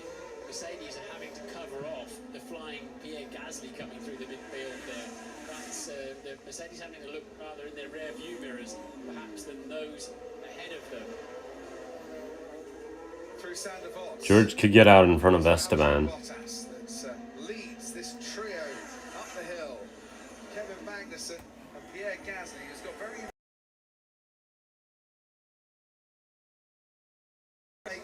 Checo Perez has been told to box, according to the Red Bull Twitter account, which I wouldn't think they would lie. If you've got that pace differential, he is one of the few drivers on the intermediate tyres, and one of those drivers on the intermediate tyres might just be Sergio. Again, what's with Red Bull's second drivers having the pace to win at Monaco?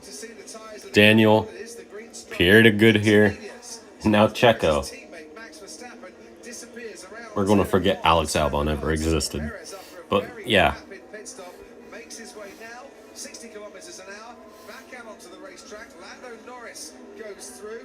George Russell will be the next car to go through, and Russell right on the scene as Sergio Perez gets the inside line and the pit lane exit, and it's a good job for Perez that it was a very rapid stop because he got out just ahead of George Russell. Yeah, and George Russell was right up against the barriers on the exit of Sandoval trying to press on, so that's worked well. Unless, of course, others around do go straight onto the slick, but you know, it's 19-20 seconds for a pit stop. Right tyre, right time. It's not that difficult to find 20 seconds and get back in the pits again. Quite. Push inland, the 4 inches, box inland. Science is pitting.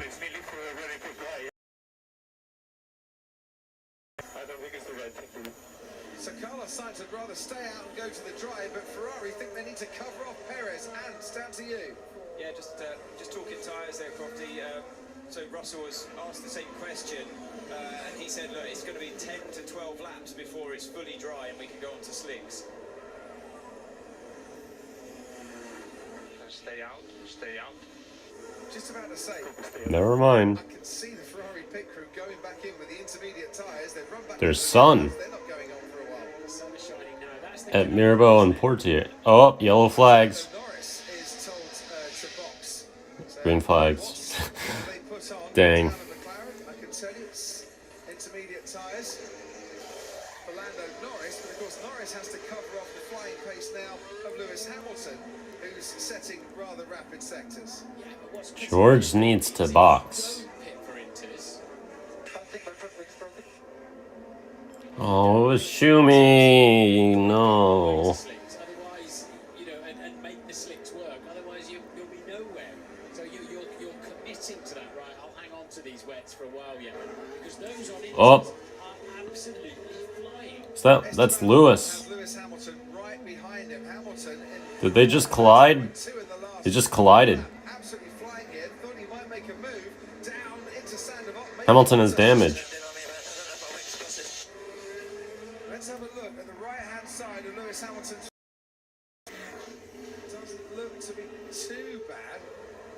Leclerc coming in.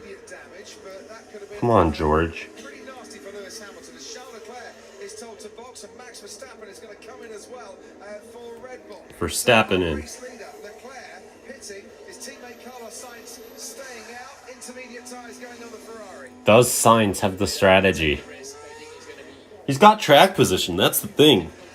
You can't beat track position at Monaco unless you're like Pierre Gasly and you're going up against like a Haas car. But Perez is only 11 seconds behind Sainz now. Sainz has to now commit to going to full slicks. Because if he doesn't, and he comes in to Sergio Perez. Sainz then leads this race. Perez in second place, Leclerc third, and Max Verstappen fourth. Fifth place at the moment, George Russell. He's been shown a Oh, George, it's lap 19. Track limits already? Come on, man. That's worse than me when I'm playing. Albon, though, too. So he's not the only one. as he goes through that part of the track. Perez currently the fastest man on the track, gaining on Carlos Sainz, who wants this track to dry out, Martin, and dry out pretty quickly.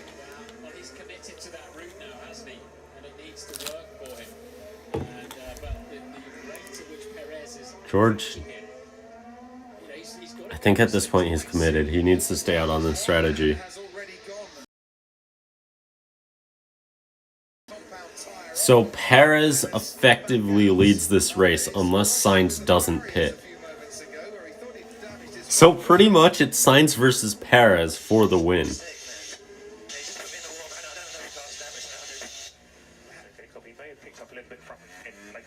Hamilton's still talking about that contact with Esteban Ocon. He's still behind Esteban Ocon, who he thinks turned in on him. There's Sergio Perez coming out of the pits. Alex Albon in the Williams. What is Albon on? Does that look like dry tyres? Ted? It's hard dry tyres, Martin. Albon's on hard tires.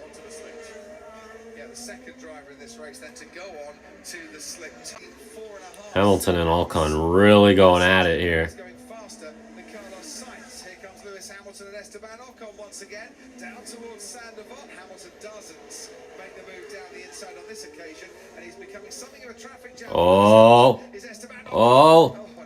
that wing is sticking out, I think. Moving past to the right-hand side up Beau Rivage, and Ocon just squeezed him out. Quite a lot of damage on Lewis's left-hand Yeah. side of his front wing. And you can see it sticking out. Oh yeah, that thing's all over the place. Hamilton, your wing isn't looking all that great.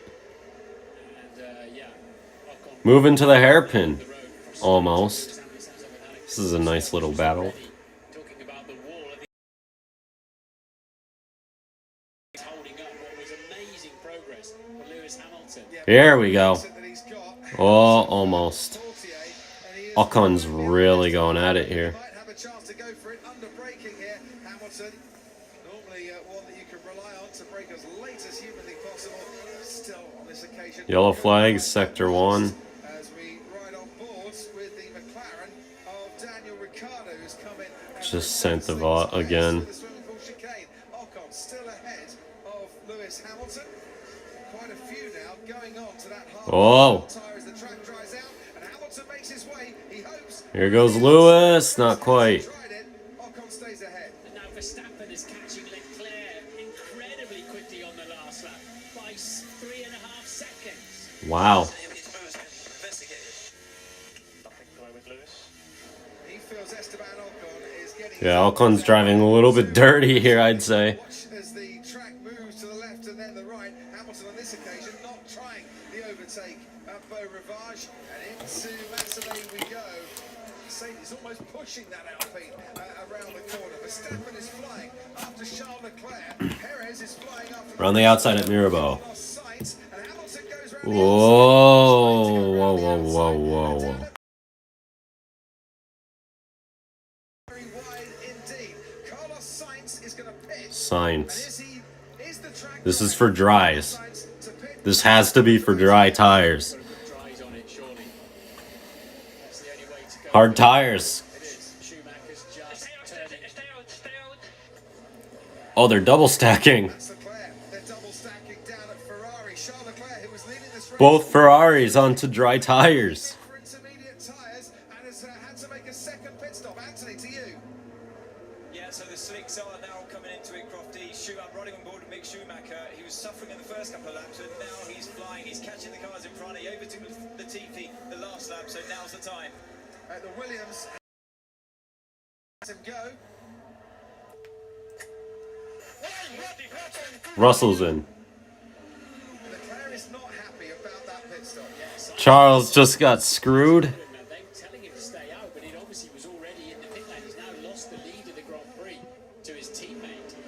But, well, we'll see if it turns out to be the lead. But Perez and Verstappen out front, but on intermediate tyres. So that's what Ferrari needs. So Russell's come out in P6. He should be P5, theoretically, after Norris pits, because he's going to have an advantage.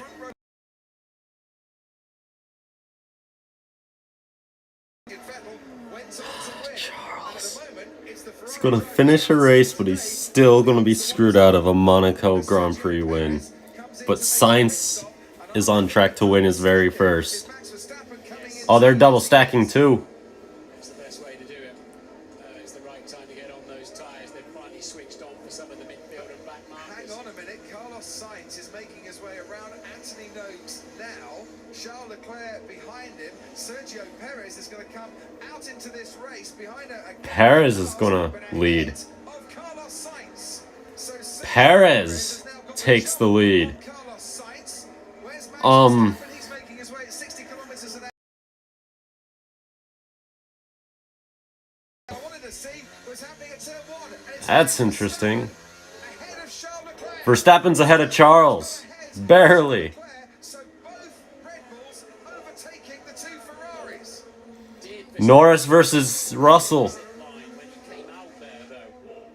Russell behind. Russell's ahead on the mini-map. Russell is P5. He's got the spot. Let's go.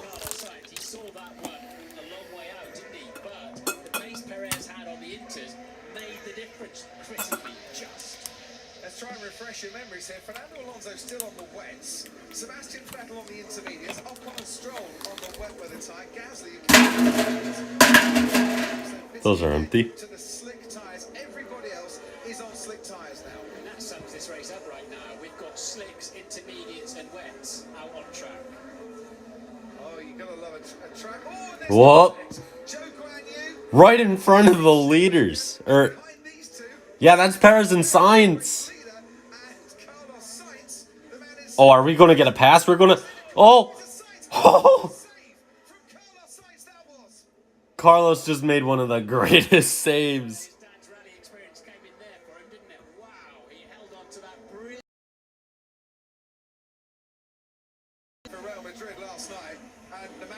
Big near crash for Carlos mid straightaway. He tried getting... That's just how wet the offline sort of places are. Look at the time George Russell's just done a 1:23.6. That's 11 seconds quicker than the leader. No way, George. And we need a different angle on that, but there's also a pit exit. George. He's 15 seconds behind Leclerc.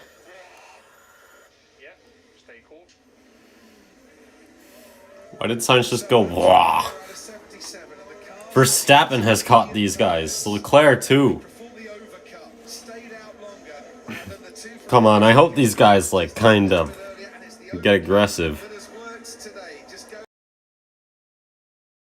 This isn't happening right now. Oh, it's building. Oh, this race, I can't take it. I cannot take it. Russell not really gaining anymore, but 11 seconds in one lap? My God. And have we got a race on our hands? George Russell, only driver to finish in the top 5 in every race so far this season. Got himself up into the top 5 once again. And strategy giving him a very handy handy place as it stands. Carlos Sainz has Max Verstappen right behind him as he tries to close in once again on Sergio Perez. And there's Charles Leclerc ahead of Joe Guan Yu and Mick Schumacher. Norris fastest lap. What on earth has gone wrong? He's got a 5-second penalty for leaving the track and gaining an advantage. Albon penalty. Covered by 3 seconds or so. And Hamilton fastest lap. Tires are gone. He's become an airplane. That's what he means by tires are gone. His tires have literally gone and he's become an airplane and now he's unbeatable. He's doing it again. George is 9 seconds back from Leclerc. 2 seconds clear of Carlos Sainz. Behind them, the championship leader, Max Verstappen, ahead of Charles Leclerc. Let's see what happened to Alex Albon. Did Albon hit the wall? Oh, he has a puncture. Right tire. It looks like he's off the rim a bit. I think it was suspension damage or puncture, didn't it? But let's have Magnussen is retired from the race. What? flying along way faster than the leaders. Way far. He's just 13 seconds off the lead now. Yeah. George Russell. Well, both Mercedes are absolutely flying out there. Lewis George Russell. If he could find a way past 4 cars, has a legitimate shot of winning this race. You can press your red button and watch the highlights of this race alongside the live action. I smell something burning, but I don't know from which car. Can't make it up. Could be a car or it could be a hot dog stand. Verstappen could have an issue It's the latter. involving burning. As the Aston Martin of Lance Stroll Yellow flags in Sector 3. and is lapped by Sergio Perez. That's a long yellow flag. Away to let That's a big crash! that is the Haas of Mick Schumacher Dude, the entire back of the car is gone. to the swimming pool chicane. That's a full safety car. And George is right in the mix. Deployed straight away. Mick Schumacher has How the hell has that happened? very hard indeed. Could well be a red flag, I think. That's a huge wreck. But in any event, Are we going to get our standing start? straight away to close the pack up. That's a lot of barrier damage, though. Because the car, obviously, They've red flagged the race for that amount of barrier damage, too. What's it with Mick having huge wrecks this year? Behind a virtual safety car where everything gets neutralized and the drivers Well, drive to 40% he's less. good. I just don't understand it. He's good. He's just confuzzled. First and foremost, that is a massive Whew. relief. We hadn't seen Mick Schumacher. Oh We see my him now god. getting out of the car, but any time a bit of the car gets Can we go back to that car? away, the rear wing, the Dude, gearbox getting detached, that's like Grosjean. you just hope that Just the car's in half. It's that is a very it's in 2 pieces. not just for Mick Schumacher in this race, How has that happened? in terms of budgets, but it Oh. let go, hit the Armco, spun around. He backed it into the wall so hard that it ripped it off. yeah, he'd lost quite a lot. You don't see that. Fortunately, Ever. just plucked the Dude, they're showing Guan Yu, and then just in the background, you see a dying Haas car. So, the Wow. and everything doing its job. So the actual impact This for if Mazepin was still driving, this would have been lap 2. back in place probably negates needing a red flag. Let's see what happens. So he just turned right, and almost like when he lifted off, with engine braking almost. Yeah. Second time Mick's rollover hoop camera has fallen off. Is back out on the track once again. And now we're behind the safety car. Need a red flag now with Mick having got out of the car. They can bunch the pack, buy a nice. Well, they're not. This 2-hour window is not going to finish the race. Are very used to this and extremely good at it. Cranes are in place everywhere, but you know there's the crane coming down, but they won't be craning just one bit away on this occasion. No, there's a couple of bits there. I don't know. Maybe they'll go to the full red and just get That is a lot of damage. To me, I wouldn't be surprised. Far today, Christian? Yeah, it's a very dynamic race out there. So we've got we got the call right. They're just rolling the rear wing and the rear tires away. From Checo on his outlap, and you know, we managed to jump, get you know, both Ferraris with one of our cars each. They're just rolling the back of the car away. Okay, that was pretty funny, I won't lie. It's like a little go-kart. And then there's the front half of the car, which is a much bigger issue. It's supposed to break off more easily, but it suggests to me they probably won't need a red flag now. What do you think? Well, the accident's just behind us. I think most of the debris is offline, so... They got the Haas wheelbarrow. hopefully the debris is all You offline, bet. so, it should You get bet. And when we do get going again, you switched onto the hard compound tyres, assuming we don't get any rain and the track dries out. Good enough to go to the end of this race? That's a big assumption, but yeah, I mean, we're not even halfway yet, are we? So there's still a long, long way to go in this race, and you've just got to be on your toes. Max talked about smelling burning. Did that turn out to be his? You know, with a tunnel effect with the circuit here, it could be off another car, and you know, him picking that up. So nothing that we can see. And your two drivers, when they made their exit from the pits, Sergio Perez and Max Verstappen, have you had a chance to look at any other angles? Have you seen anything that the stewards might feel is worth? It's only a matter of time before we eventually got that happening. Thanks, Christian. We haven't seen as many angles as yourself at the moment. We'll be back with you a little bit later on. Safety car is out. Sergio Perez, then, as I mentioned, never led in Monaco ever in his Formula One career. What is this, 12th race here in Monaco in Formula One? Does have the lead. Carlos Sainz, who might have thought he could have taken the lead himself, behind him in second place. This is by far the best Monaco Grand Prix we've had in several years. I mean, it hasn't been the greatest. It's probably 3 stars right now. But still. Now finds himself in 4th after Red Bull played a very clever strategy, and his teammate Carlos Sainz managed to jump him after going straight from the wet weathers to the dry. And that is why we have the safety car.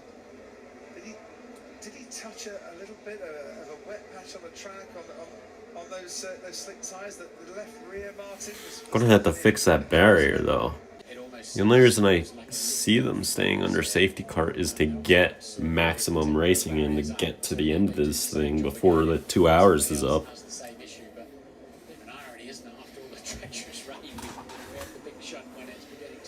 I believe noon is when this race would end, which is in an hour and 5 minutes. We've been racing for about 45 minutes already, and we're only on lap 30. I don't think we'd make it to the end. I think halfway is 39. Martin, as all the other drivers were passing by, I tell you, I heard it through my headphones in the pit lane here. There was a proper whomp as it went into the Haas went into the Tech Pro barriers. So pleased that Mick Schumacher is okay. According to Twitter. Red flag though. Coming out. I'll see it in a couple of seconds. We will get our standing start most likely. And no more rain expected until the end of the race. Everyone expected to go to the end. Oh, that is a big hit at full speed. Yeah, I think they need a bit of time. Red flag. No cars on the track to get that Tech Pro barrier cleared. Ted, thanks ever so much indeed. This is the contact. First with the arm code. So the Tech Pro barrier for Mick Schumacher, who makes his way back, where his teammate Kevin Magnussen is already there. A water pressure loss, by the way, for Kevin Magnussen, and that's Haas's first double retirement of the year. And I have to say, Martin, so much had been going on in this race, I hadn't actually realised that Kevin Magnussen had retired from this race. I was a bit surprised to see him stood there, to be fair. I will be right back again, because I kind of want to find something else to do for a second. Get something maybe. I don't know. I'm going to find something to get for this second half of this race. So that way I have something to do under this red flag. Shouldn't be too long. I mean, a Tech Pro barrier should, probably be a 5-minute, 10-minute pair. Forget how long it was when Mick did the same thing in Jeddah, but I don't think it was too long. I'd say we have like 15 minutes. This afternoon.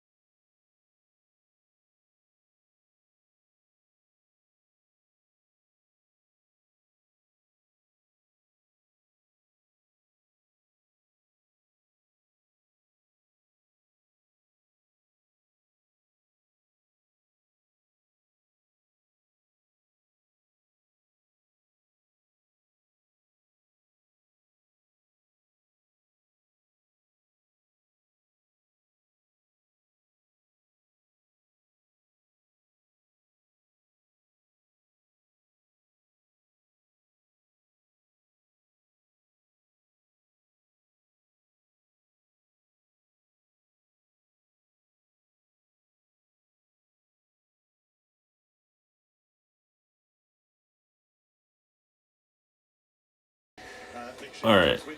Still under red flag circumstances here in Monaco.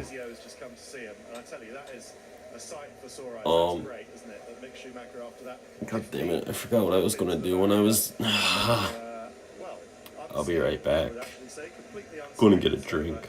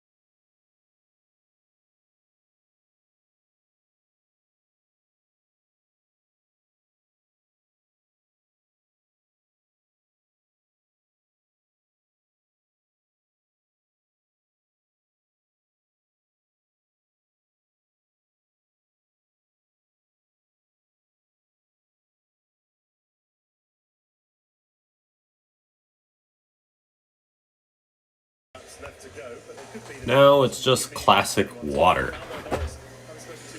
Ooh, I'm back just in time. Back 7 minutes early. Oh, that hasn't aged well. I'm not back in time, I'm back way too early. We'll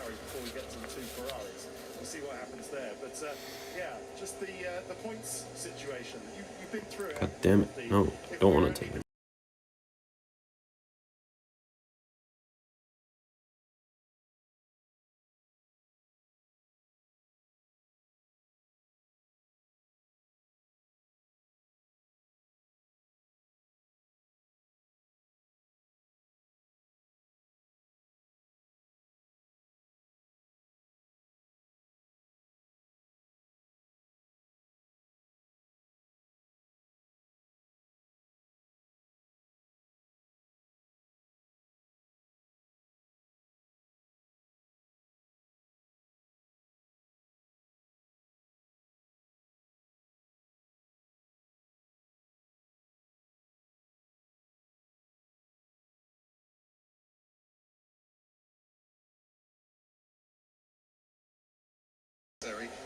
They changed the points awardingism.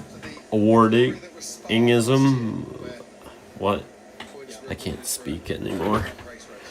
They changed it. You have to make it 75% of the way for full. I thought it was like 3 laps for half points, and like lap cars may all overtake. You love to see it. Something Michael Massey could never do.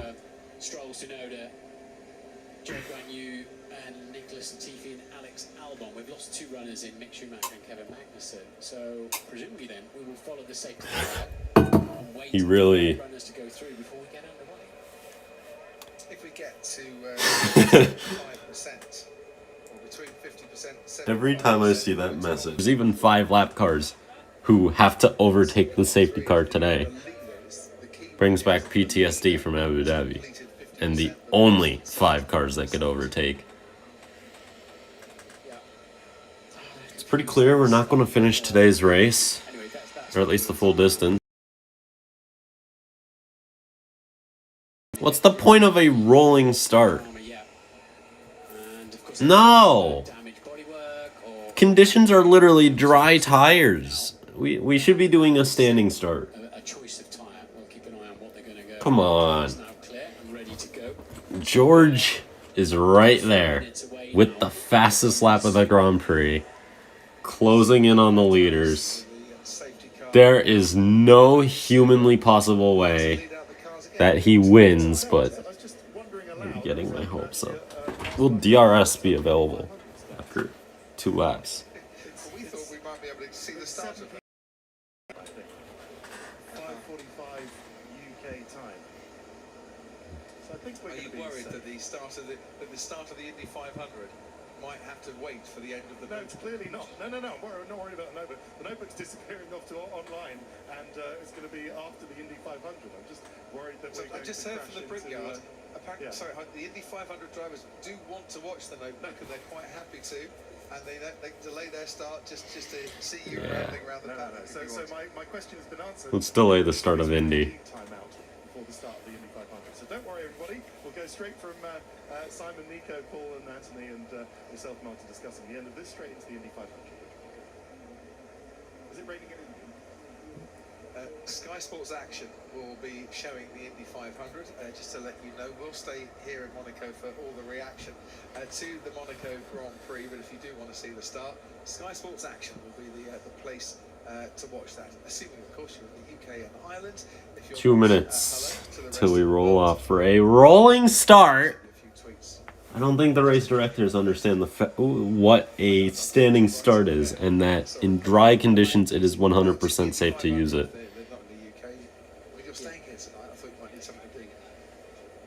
But anyways, we're getting ready for the restart. At 12:15, I'm going to F1 or to IndyCar. I don't care about F1 unless George is leading. Then we'll make sacrifices. I don't want to miss the command though. It's such a big race, Indy. But it'll do its job. They're very specific how they're actually. But I'm ending at 12:15. I don't care. Exactly what they did, which was to absorb The start of the race is too big for Indy to miss it. the gearbox off the engine, but I don't think the peak impact there would have been particularly shocking in that respect. So, George, we have some rain west of here. It doesn't look like we'll hit it, but it's not completely possible that there will be some more towards the end. Quite nice, last 10 laps. Lando Norris better remember what an intermediate tire is if he's up towards the front towards the end of this thing. We hear time and time again the Monaco Grand Prix, oh, it's dull, it's a procession, nothing happens in Monaco, you can't open. And the medium tyres are coming out now, we haven't seen those yet. Brand new medium tyres there. For Max, they'll get him to the end with a fair turn of speed. Which everybody in the field has a new set of mediums apart from last. I think with this tire changing, we're kind of in a bad situation. Hards. Used hard tyres. Charles did not change tires. Ferrari think the medium is a bit risky to the end of the Grand Prix. But the end of the Grand Prix is only 45 minutes away. So we asked Christian Horner, could... Oh yeah, true, the timer. Forgot. 45 at noon. Assumption to make it. It was a question rather than an assumption. But Red Bull think, medium is the way to go now. But those new mediums will fire up so quickly. Here we go. That, the Ferrari Safety car rolls away. Massive attack from Verstappen on those. Sergio Perez then, out he goes from the pit lane. Carlos Sainz will now be thinking to himself, oh, might be under a bit of pressure. Max Verstappen right behind me from a rolling start.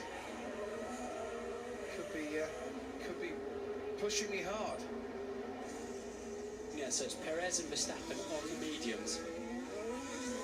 Pretty much everybody else showing at the moment on the hard tyres, but actually just waiting for the mediums. There go the lap cars. George Russell's also on the medium compound tyre. Russell.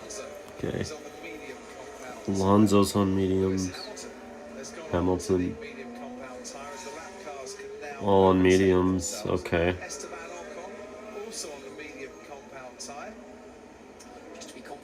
I don't get the idea or the point of going onto hard compound tires in this race. So what happened to K-Mac? Why is he out? We never got an explanation on that. Oh god, my phone's at 39% battery. This stream might have to end before any legendary moments. I'm not going to have the battery to make it through this entire damn race. So in P5 there, they'll really come up quickly. So both Ferraris are going to be under pressure in the first few corners and probably a couple of laps to get their tyres really working well. Just before we get going, can I just ask a question on behalf of a lot of people around the world? Why isn't this a standing start? Because it should be. Probably off the racing line, it's too wet or something. We saw that happen to Carlos. I bet they're just too scary, or I bet the race directors are just too scared that what's going to happen to Carlos is going to happen to the 10 drivers starting on that side of the track. And one of them wouldn't hang on, which I guess is a legitimate reason to not do a standing start. You'll quickly move on to a dry line. But anyway, that's what I was told before when I asked the question of why a rolling start. But to be honest, Safety car's not coming in this lap, is it? yeah, we should be going to a standing start now. We only really need a rolling start when there's a lot of standing water. Could they still change it to a rolling start or a standing start? Come on, we all want to see 5 red lights this week. I mean, come on, it's the perfect way to start off a week, off the greatest day of motorsport, other than the fact that it isn't starting it off anymore. So this is going to be interesting. Then Red Bull are going to have a big performance advantage now. Oh, that's right, I forgot the safety car can't come in as the lap cars are unlapping themselves. Oops. Abu Dhabi's transforming me. Green racetrack again now to an extent, having had so much water coming down earlier on. So degradation will be a little bit higher. This is beautifully set up, actually. The key here, though, is you might get the degradation, the tyres might start losing grip, but can you still stay out in front? Because it is Oh, they're not changing it. I don't like rolling starts. They're boring. Except for the Indy 500, because I mean, 3 wide rolling starts at a place where only one line works in the corners, that's fun to watch. And I'll be able to watch that in about an hour and a half. So, yeah.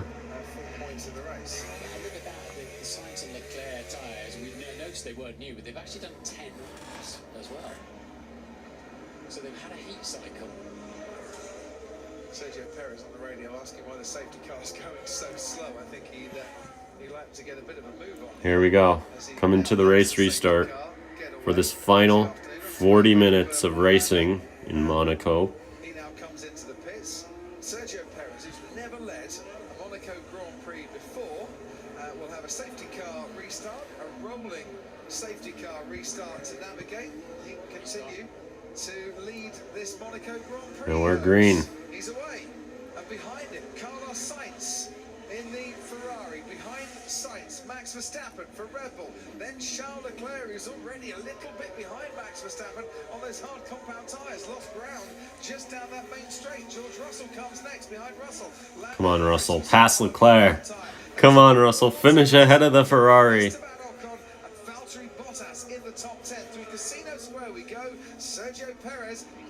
Whoa, big lockup from Sergio. That's not good. That's not going to help.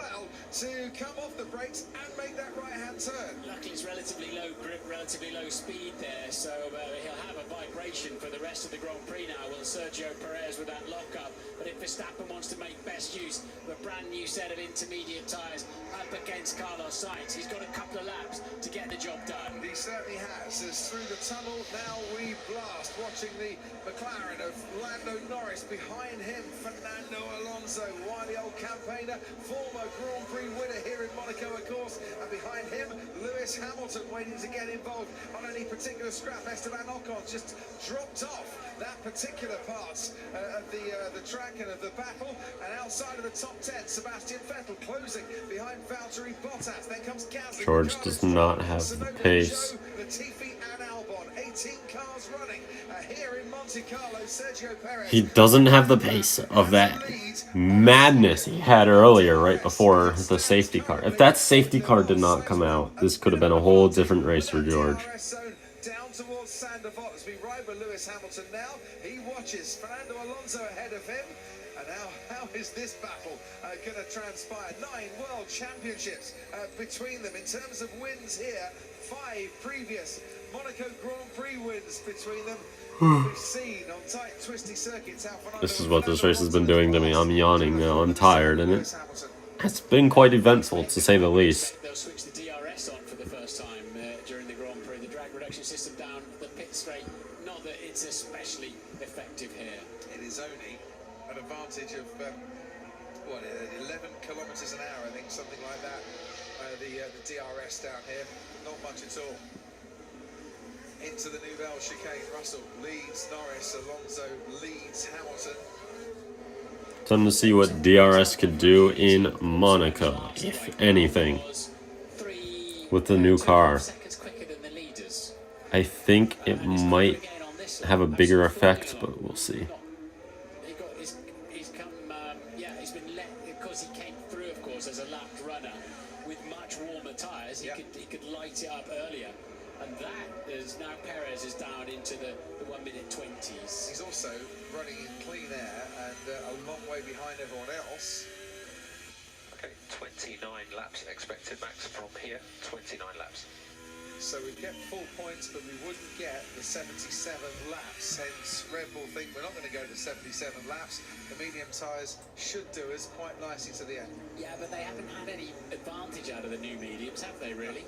At all on this restart. I really thought that Verstappen would be climbing all over the gearbox of that Ferrari, and it hasn't happened. So now Ferrari have got the more durable tyre on. Fastest lap by Alex Albon. Fastest through the first sector. Esteban Ocon Guess that's for with Hamilton. Lewis Hamilton Yep. coming together, and Hamilton not overly happy at the way Ocon turned in on him. Well, Esteban Ocon Alex Albon. Excuse me? just ruled on that one. A Williams. Running dead last with the fastest. I haven't seen any other incident involving Esteban Ocon, although you're right, it has taken them quite a long time to try and sort Give me the scissors. I can't take this anymore. What? Okay, well, Sergio takes it back. 119.8. Yeah, that's like faster. That's even more. This Perez, Sainz.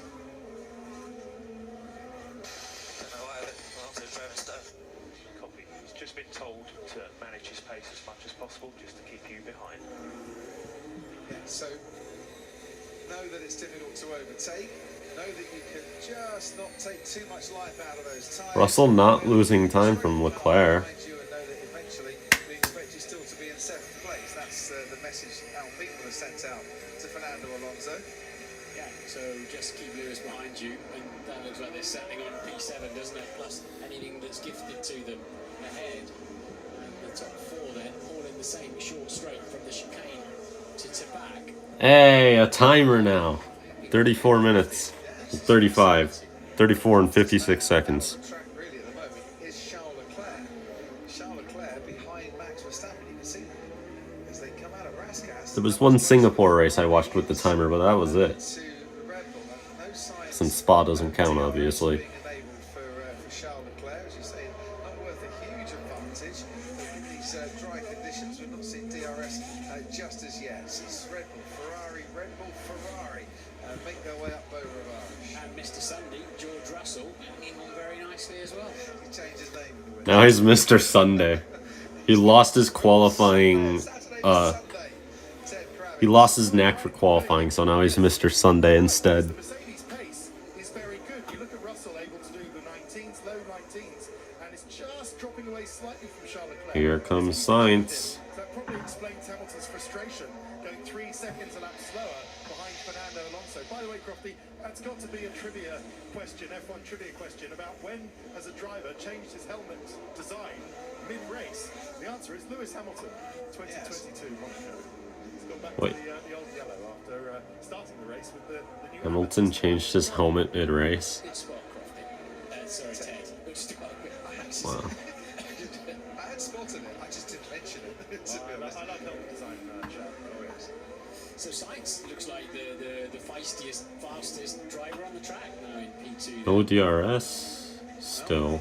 Prize for Carlos We Sainz need to it. try and get past Sergio Perez, a potential maiden Grand Prix victory. Third driver in 40 years he would become to win his first ever Formula One race on the streets of Monte Carlo after Olivier Panis. Carlos is the fastest on track. What a victory it would be, and a timely victory for Carlos Sainz too, given some of his recent disappointments. But he has got to try and get past Sergio Perez. A Ferrari car that looks faster, but is it fast enough to try and find the gap and squeeze through it? I wonder how much that left front tyre got damaged to Sergio Perez, because as you can see top left of the screen now, we are definitely into a time countdown to the end of this Grand Prix.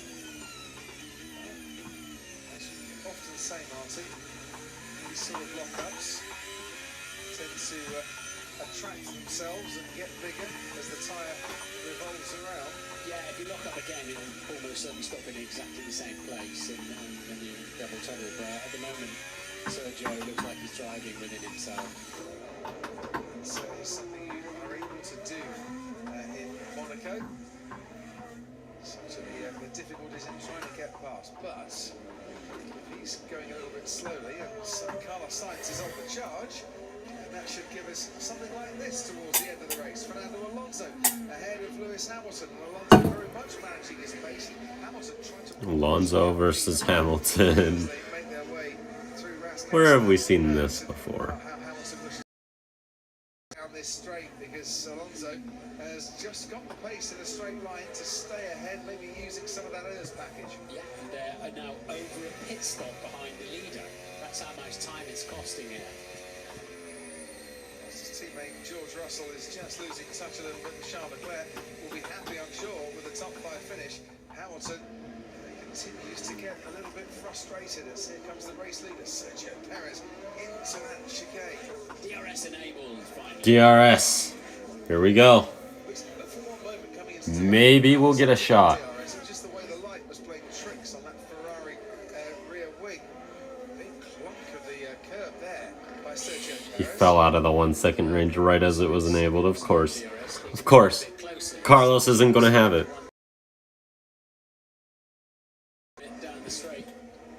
Where's the detection? It's in Rascas, isn't it?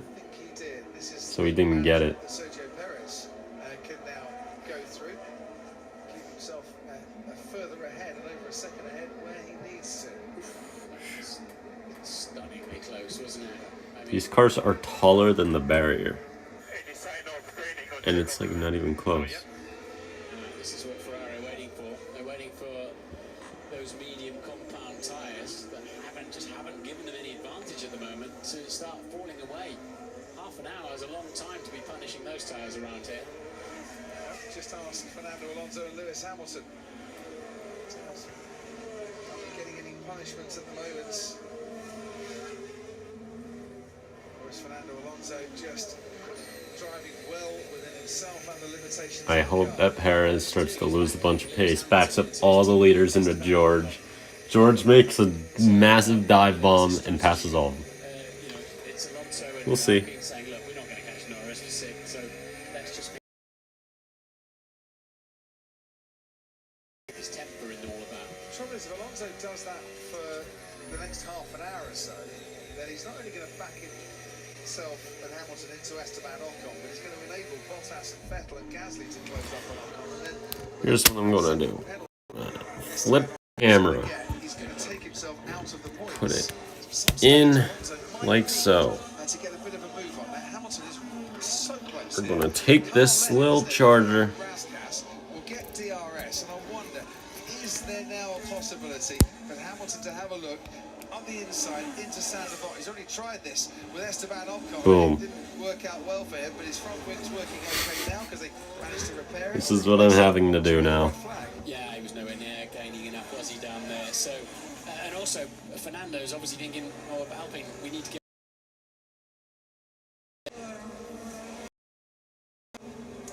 Out in front, 1.2 seconds, near enough. Sergio Perez leads Carlos Sainz. If the positions do remain the same, Perez will be, 15 points clear of Verstappen in the championship lead before any extra point for a fastest lap is taken into consideration. Sergio Perez will become the most successful Mexican driver in Formula One in terms of the number of wins. He's currently tied, isn't he, on 2 with Pedro Rodriguez, the only Mexican drivers to win. I forgot Perez had 2 wins in that one. I thought Azerbaijan was his only win. I forgot about the race George should have won. George is the best super sub. So it's ebbing and flowing. They've dropped Leclerc and Russell a little bit by 2.8, and then see Leclerc on the top. I'm such a big George Russell fan that I've finally been able to, until today, drop that race from my memory completely and drop out, well, maybe not that race, but the final 5 or so, final 10 or so laps where the puncture happened and he fell off second place at the time.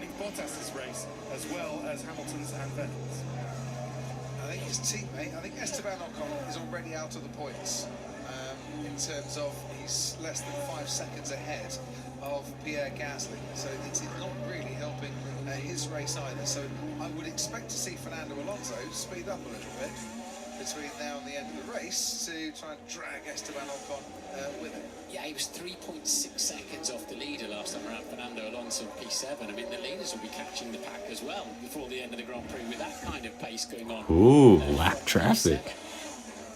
Let's get it. Perez is gone. And here comes Verstappen into the picture. There's an underground tunnel there, so it's not like you can smooth the bump away.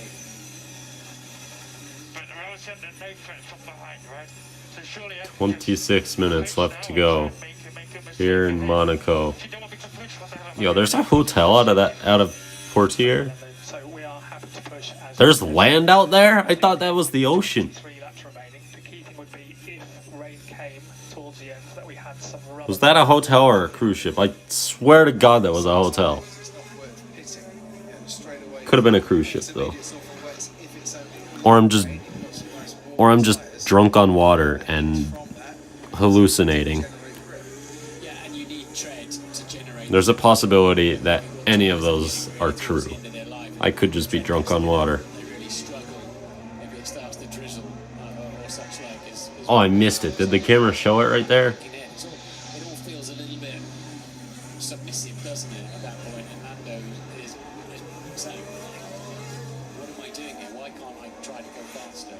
Wow, this race has become such a boring, average Monaco race that I'm looking to see if there's a hotel out of a corner. Holy God. Why isn't it over yet? We've had an awful lot going on. You missed quite a bit. 25 minutes to go in this race. We're not going full race distance today. Tell you what, if you're a Sky Q or a Sky Glass customer, why don't you press your red button, watch highlights of the race alongside The rain would come back right for the end at this point. everything that's gone on, because Ted, a lot has gone on today. And for those who've been with us all the time, I can tell you that Charles Leclerc is just dropping a little bit further, 10th by 10th, behind the front battle. Perez, Sainz and Verstappen. It's all quite close, but Leclerc just running out of ideas, a bit like Lando Norris. What can he do? Just running out of ideas, running out of time. I hope he's not just resigned to fourth, but that's the way it's looking at the moment.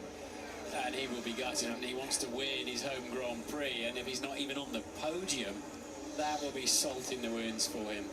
I mean, it will be a first finish in Monaco. That might not be too much comfort. Outthought in terms of strategy today, Ferrari by Red Bull, but a delay in Leclerc's pit stop cost him the chance to get out ahead of Max Verstappen, who of course replaced him in the lead of the championship last time out, and will extend, albeit only by 3 points. There's Norris going up the hill towards Casino Square while everybody's going through to back.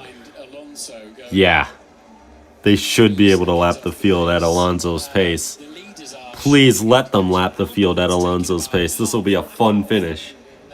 They have to. At this rate, they're already 42 seconds behind in a 76-second lap. So what you're saying is Fernando Alonso is going to dictate the pace of all 18 drivers eventually running in the Monaco Grand Prix. Yeah, but they're going to have to scatter, aren't they? If they do catch them in the next 23 minutes, they're just going to have to scatter out of the way whilst they're all racing each other at the same time. Which is why I've banned blue flags in Monaco. And just keep everyone together. Might induce a bit of extra strategy into things. It certainly might give us a bit more jeopardy into the occasion. At the moment, if you come up against a back marker or even a midfield... You think Norris will pit? He has nothing to lose. He's not going to gain a spot by not pitting. And he's not going to lose a spot by pitting. But there's not the time. Oh, yeah. He'd have to gain a second per minute, which is more than a second per lap. But he probably could go onto the soft tires in a couple of minutes. And that might give him enough. And then George could do it, which is exactly why I'm recommending this. So that way George could do the same thing and gain and pass and win. But that won't happen. Charles Leclerc, he's just been told, Sergio Perez, I should say, just been told 20 laps to go. That's what we think. To get the clock down to 0 and then have an extra lap to run to the checkered flag. Because we're not going to get to the full 77, because there is that 2-hour window to run the race in to make sure everything is all finished. Oh, let's go. The next race is in Baku.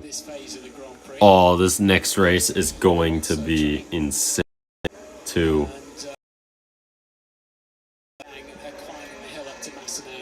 The Azerbaijan Grand Prix, that's going to be... I mean, that was almost the best race of last year. It's right up there. All case of how close they are behind Lewis. Alonso's pace is very slow in comparison. answer is 44.7 seconds the last time they crossed the line. Yes, Fernando Alonso having quite an influence in this race. The Fernando Alonso Q, that's the FAQs, yes? Who's doing the good FAQs? Yeah, this is the problem with Monaco, isn't it? Sorry, they're behind me? They are 30 seconds away at the moment, 30 seconds. They got a few cars to get through. They're only 30 seconds back. This is going to really get intense if Perez can't get through well. Come on, Carlos. I can't wait for your column tomorrow on skysports.com/Formula One. You're right. Where do you start? Where do you end? And which bits of the race did you understand? Might need to watch the replay of this one. We're 5-6 laps away now from Perez. Russell's dropped off. Scattering the back markers. And they'll all be trying to make some... it's your best chance. They'll all be trying to make something out of it as well. If we're doing any stopping, make sure we jump this guy in front. Are all fighting for their own particular battle on the track, and there's a few of them in there. There's some of the more experienced drivers maybe. Ted Kravitz might think, you know what, this is my best chance of an overtake. Alright, a lap car is going to try, someone's going to back off. They're going to time it real well. The car in front of them is going to want to do the same, and when they do that, they're going to get too close to the leader, hit Perez. Perez will be out of the race. Carlos Sainz will win. So what I'm saying is someone's going to misjudge it. But Carlos is falling way too far back to really even have that opportunity. Perez is just going to be able to sneak his way through at this point. Did that, but the stewards did nothing about it. They'll look at the mini sector times and see if he, came out of there further ahead than he was when he went in. Back down to you, Ted. Hamilton's engineer, Pete Collington, he didn't want to say the word, did he? He didn't want to say 50 seconds. He didn't want to say how long, how far he is behind. But without it, I mean, he could have been challenging. Look at the pace of George Russell. I think Lewis could have well been challenging Lando Norris, when he would have been able to get past is another thing, of course. But, When are those mediums going to die out? It's the question. If they start to die out, then these hard tires could become the tire to be on. And then mixed with the lap traffic, Carlos could be in the best spot here in a couple of moments. He's got to the checkered flag this year where he's not won a race.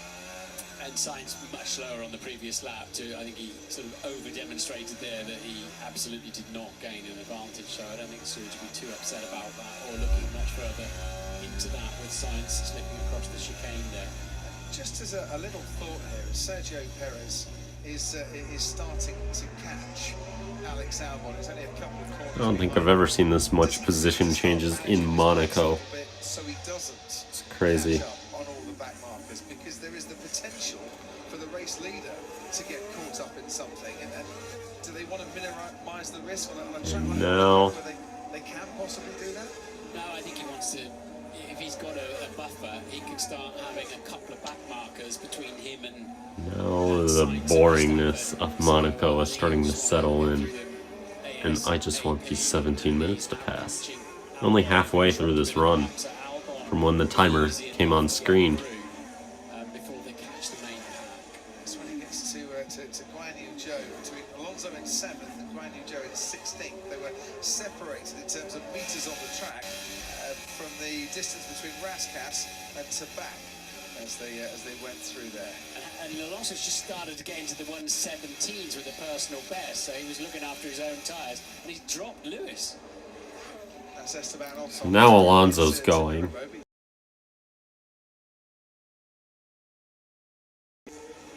Is now gone 2 seconds further adrift. Sainz is closing. A second. The gap has gone down in like the last lap.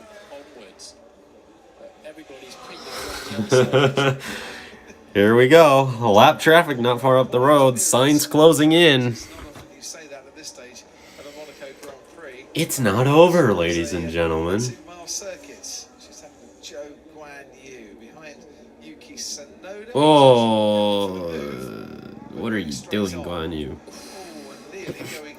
Oh, well, that was nearly a big wreck, so actually, Another fabulous save. Yes, that might even be better than Sainz's. that was awesome. Have a look on boards. He was fishtailing that thing for like 10 seconds. That was sheer terror, I think. Oh, they're retiring Alex Albon. Alex Albon retiring from the race. Pretty certain there's a mechanical He had the issue fastest there. lap for 20 seconds. Other than that, he did nothing all race. This Monaco Grand Prix after Kevin Magnussen. Alonso fastest lap. Pressure problem. Too bad he's 31 seconds back.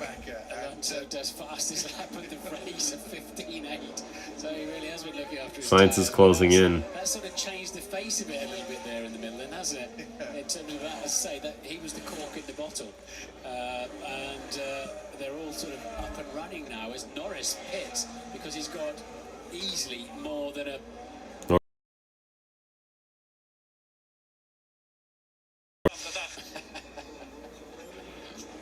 Nice one, Joe. Nice one. He tried. There's nothing to lose for Lando Norris. It's the effort that counts. It's the thought that counts. A fresh set of tyres for the end of this race. But Fernando Alonso, he's just kind of, he's packed everyone together. He's caused an awful lot of issues for people behind him there, and he just very quietly crept away from the scene of the crime, and is just stretching away from Lewis Hamilton now. So will Mercedes react? Didn't put on softs. Do the same thing. Once again, and then we Oh, the leaders are all close now. Sergio Perez after his Except for crash in this George. corner in qualifying yesterday. Changed his gearbox, no penalty. Perez lap 18.0. Try to put pressure on him. And lappers in front. You can really see the tyres marking up now, and that hurts you in the slow corners, and also can give you Here we go. a problem slowing down. But you just look at you can just see the more dull section in the tyre tends to be toward the middle and the inside because of the camber. They lean the tyres in by about 3 degrees. And Could George box this lap? That's Carlos Sainz smelling a little bit of blood there. There were 25 laps. He's in DRS range. He's in DRS range. He's in DRS range. Sergio Perez at some stage. We've got just under 13 minutes to go in this race. We're not going to go to full race distance. Is there time for Sainz to put Is the pressure tire on difference big enough? on Sergio Perez? Esteban, we have a 5-second time penalty. We need to push up, please. He's still going to end up outside the points unless he can increase his pace now. Oh, 3 lap cars up ahead. To really put pressure on Sergio Perez here and to Come on, Carlos. Sergio has a career win. You don't. I'm rooting for Carlos in this situation. Perez didn't go well yesterday for him, going very nicely for him here today, but this race is not over yet. Look how Sainz has reduced the arrears on this particular lap. Yeah, so you can definitely see the front tyres. 6 tenths. So Sainz 7 tenths. supreme pressure on and hope that he can force Perez into braking too late, basically, and leaning on those front tyres when they won't give him enough mechanical grip. They're starting to catch a few back markers now. 10 times. All right, this is going to be what decides this race. Keeps the car in the right place on the racetrack. He's surely got enough speed. Fernando is blocking Lewis, so he needs to push if possible. Copy. Lando's been informed. I was going to say that message has got through to Tapped Hamilton by 9 seconds. Or, no, just 1? No. in second place. And What? right behind That's these Alonso two, behind Max Verstappen Norris. is not that Oh. far away, it has to be said. Nor now is Charles Leclerc, because Leclerc is starting to gain on Max Verstappen. Everybody has closed in. Like a bit of neutrality. Can we get like multiple people going for the pass at the same time and just like have them all come together en route to a George Russell victory? But they don't have track position. That's the bit that Red Bull played a blinder on. But 2.9 seconds covers the top 4. Look how much quicker Sainz is under braking. But he's also not only got a Red Bull on his nose, he's got one in his mirrors as well. Yes. Carlos Sainz, after the disappointments in Australia and Imola, can he rebounds with a much needed first win in Formula One. Can Sergio Perez go to within, what, 15 points of his teammate in the championship? Can Max Verstappen try and do something to I extend? don't think it's going to happen. There's just no places to pass. And Perez still has the pace. It's going to take a mistake out of Sergio. Now you can see the surface look. It normally wants to be a nice melted, consistent sort of colour, and that discoloration is the top of a pencil rubber just ripping away, and you lose grip. Look at this, top four then, almost nose to tail. Just under 10 minutes to go in this race. And what, a couple of seconds between the top four in this race. He had a decent exit, but then kind of fell a bit too far back. Oh, I thought for a second there the move was going to happen. He's right there. It's not the right spot. And through to back, he is right on the tail of Sergio Perez. And Perez struggling for grip. How far can he go to the extremities and keep up that pace? How limited is he on those tyres that are starting to grain up? Well, remember Senna v Mansell here, when Mansell was coming back at Senna so much more quickly. Tell me the reason, please. For the collision with Hamilton, you've been penalised. Guys, I crashed into me. We got the penalty. Yellow flags in Sector 1. Sorry, mate. Somebody's gone off in Terminal 1. Turn 1. Yuki Tsunoda, but Yuki. That was probably quite good for Sergio Perez. You can see Tsunoda just at the back of that pack because the double waved yellows were down there, so there'd be no overtaking. This race is not over yet. They're going to need the lap traffic though. A fastest lap in this race, not surprising given his late pit stop. Joe Guan Yu is still going for it, trying to find an overtake somewhere. Nicholas Latifi. Guan Yu and Nicky are like... They're close. Keeps his head. I think he's got a fast enough car, parks it in the right part of the racetrack. You have 8 minutes, 15 seconds left. Victory for him here, but Sainz has just got to put him under so much pressure, under braking. That is where the Red Bull is vulnerable. Sainz has nothing to lose, Martin, does he? If he throws one down the inside, right at the end. Once again, he's getting close to that first victory, but he's going to have to... Again, Red Bull second drivers being great in Monaco. Russell is closing in 7.8 back. Knows that his teammate is struggling with his tyres, and that's not really helping him. Let them run into each other. In a little bit, Russell is closing. I hope Charles gets past Max, close the championship gap a little. At the end of this Monaco Grand Prix for Alpha Tauri, in a race where we've lost Albon and Mick Schumacher and Kevin Magnussen. We've got plenty of incident, plenty of action going on, and Esteban Ocon to get a 5-second penalty, which might relegate him out of the points unless he increases his pace. What a race. We've had everything, haven't we? Absolutely everything. Controversy, chaos, uncertainty, and now here we are. Could it happen here? It's close. It's close. I see the move. I see the move. No, not quite. Locked up a little bit. They're really starting to close in now. Of the outside of the left-hander, inside of the right-hander, but he was definitely closer on that occasion. And Sergio Perez then parking his car. Dude, you just can't pass. Imagine if this was a place where you could pass. How awesome this battle would be. It's just frustrating now. It's like NASCAR last year. It's frustrating to watch. You get down to 0 and you get 1 extra lap, and that's how You can't pass. we run the race in that 2-hour window. I don't know, I could watch this all the way to the end of the 77 laps, Martin. It's a shame we have to stop early. It does. It looks like the opening lap, doesn't it? Or the opening few laps. Yeah, we've had the red flag, obviously, which has bunched the field up together again. But, on a medium tyre, Sergio Perez so struggling to get his... Oh, they are closing.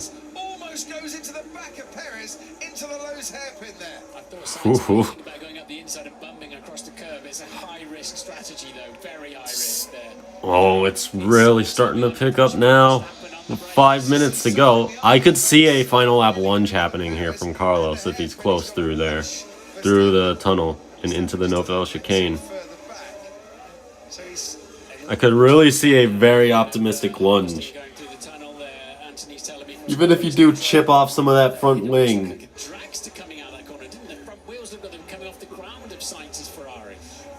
Yeah, even if you do chip off some of that front wing, it is Monaco, and you only have to hang on for half a lap if it is that final lap. Just up the road from them as well now. 5 minutes to go. Alright, the opportunity is coming. How is this gonna Blue flags now being waved. calm under the visor in that Red Bull cockpit? Carlos Sainz pressuring him every which way but loose. Russell's not gaining that. It's just a one-lap thing. Sainz's tail, and Charles Leclerc is in that hunt too. The slowest corner in Formula One sees the top four separated by meters instead of seconds. And they're going to meet these back markers somewhere through. Someone's gone off at Saint-Avoid again. Snowden again at Saint-Avoid. And yeah, they're going to come across them in the braking zone down. Man, people cannot keep it on the track in Saint-Avoid. Will they get out of the way? They should pull left now, really, and just give the leaders a clear run down to back. They haven't done that. Ted Kravitz, quickly to you. This is Checo with a point to prove after Barcelona, after being shuffled out of the way for his team leader, Max Verstappen. He's saying, not team leader now. Look at me, I'm managing to keep this one. We'll see if he manages to do it. But why did they need to go to the medium tyre under the red flag anyway, Crofty? I don't really get it. Well, they felt that it was the right way to do in terms of pace, but you're right, it has put Joe gets out of the way. pressure that they might not have been under before. Backmarkers move out the way in terms of Joe Guan Yu. Latifi is the next one. Alright, we've hit full points too. Comes Sergio Perez. He's driving superbly well given the limitations of his tyre grip. Yeah, he's keeping it neat and tidy, and clearly he's got enough braking performance to just keep the car where he needs it. Once again. Sorry. Sainz is gonna run into the back of Perez through there. Here's where he needs to capitalize, but he can't. Verstappen's close now. Sainz, closer to Sainz through the tunnel. Can't have DRS there because it's that long Not close enough. Max leads the World Championship at the moment. He cannot afford a 50-50 lunge on Sainz. And he's not looked like he wants to make a 50-50 lunge either. The two occasions that Sainz has looked vulnerable are both when he's almost gone into the back of Sergio Perez at the hairpin. Someone's Lock up. The back marker going into Latifi's going to get out of the way. He just gave Sergio DRS. No, he didn't. between himself and Carlos Sainz. Latifi keeps out of the way of the top And that is probably the race. keeps out of the way of Charles Leclerc too. And there's Joe Guan Yu. He could sense, couldn't he? Latifi was waiting for the top. And Joe Guan Yu's thinking, right, I might have a chance of an overtake here. Latifi stayed ahead. 2 minutes to go. So that means 3 laps, doesn't it really? Be this plus another. Yeah, but the end of this and a couple of things. Yes, 3 laps including this one. Christian Horner. Okay, so we're at 2.5 laps to go in this race. To tap away on the stool as it often does. Sadly, it's not going to happen. Remember, he petted, didn't he, catching George Russell at a rapid rate of knots as well. And Esteban Ocon now needs to increase his pace. He's going to drop out of the points with that 5-second penalty for his contacts on a couple of overtakes with Lewis Hamilton. Ahead of him, Lando Norris, really good pace, catching George Russell, but might just run out of time. Perez is backing off to get the lap count down, so it might be 3 including this one. But it doesn't matter, I'm pushing, all right? I'm on calls. Lando's like, yeah, look, if I get to George, I get to George. If I don't, 6th place for Lando Norris will be another decent points finish for him. But yeah, George might be under pressure here. to back off a little bit. He doesn't This race is... Oh, my voice. This race might be over right here. Carlos does not have the close enough gap to even make a 50-50 lunge at this point. It's more like 0-100 if he goes for it, as in the 100 on the wrecking and just problems. Next time by, through the Noval chicane right there, I'm sure we will see if he decides to go for it or not, but I don't think he will. 6, 5, 4, 3, 2, 1. Final lap coming up.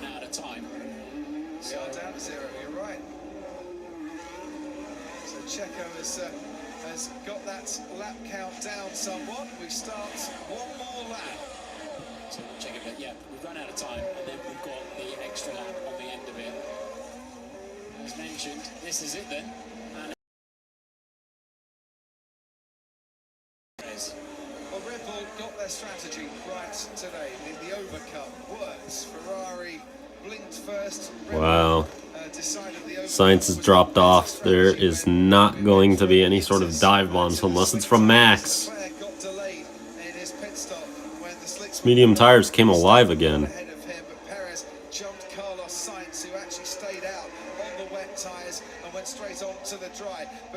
Max is not close enough. And again, he can't. Brundle already said he can't be taking those risky 50-50 lunges. So Sergio Perez is going to be yet another secondary Red Bull driver to win the Monaco Grand Prix.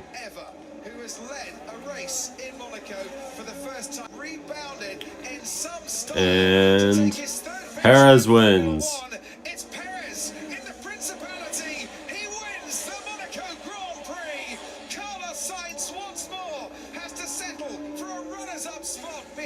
The Spanish drivers are taking over. George hangs on. The top 5 streak is still alive. Whew.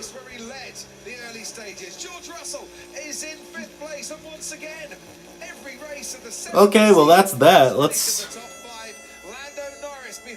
Stream's over. Let's go to Indy then. Goodbye everyone. There will be a video on that later on whatever chaotic-ism goes down there.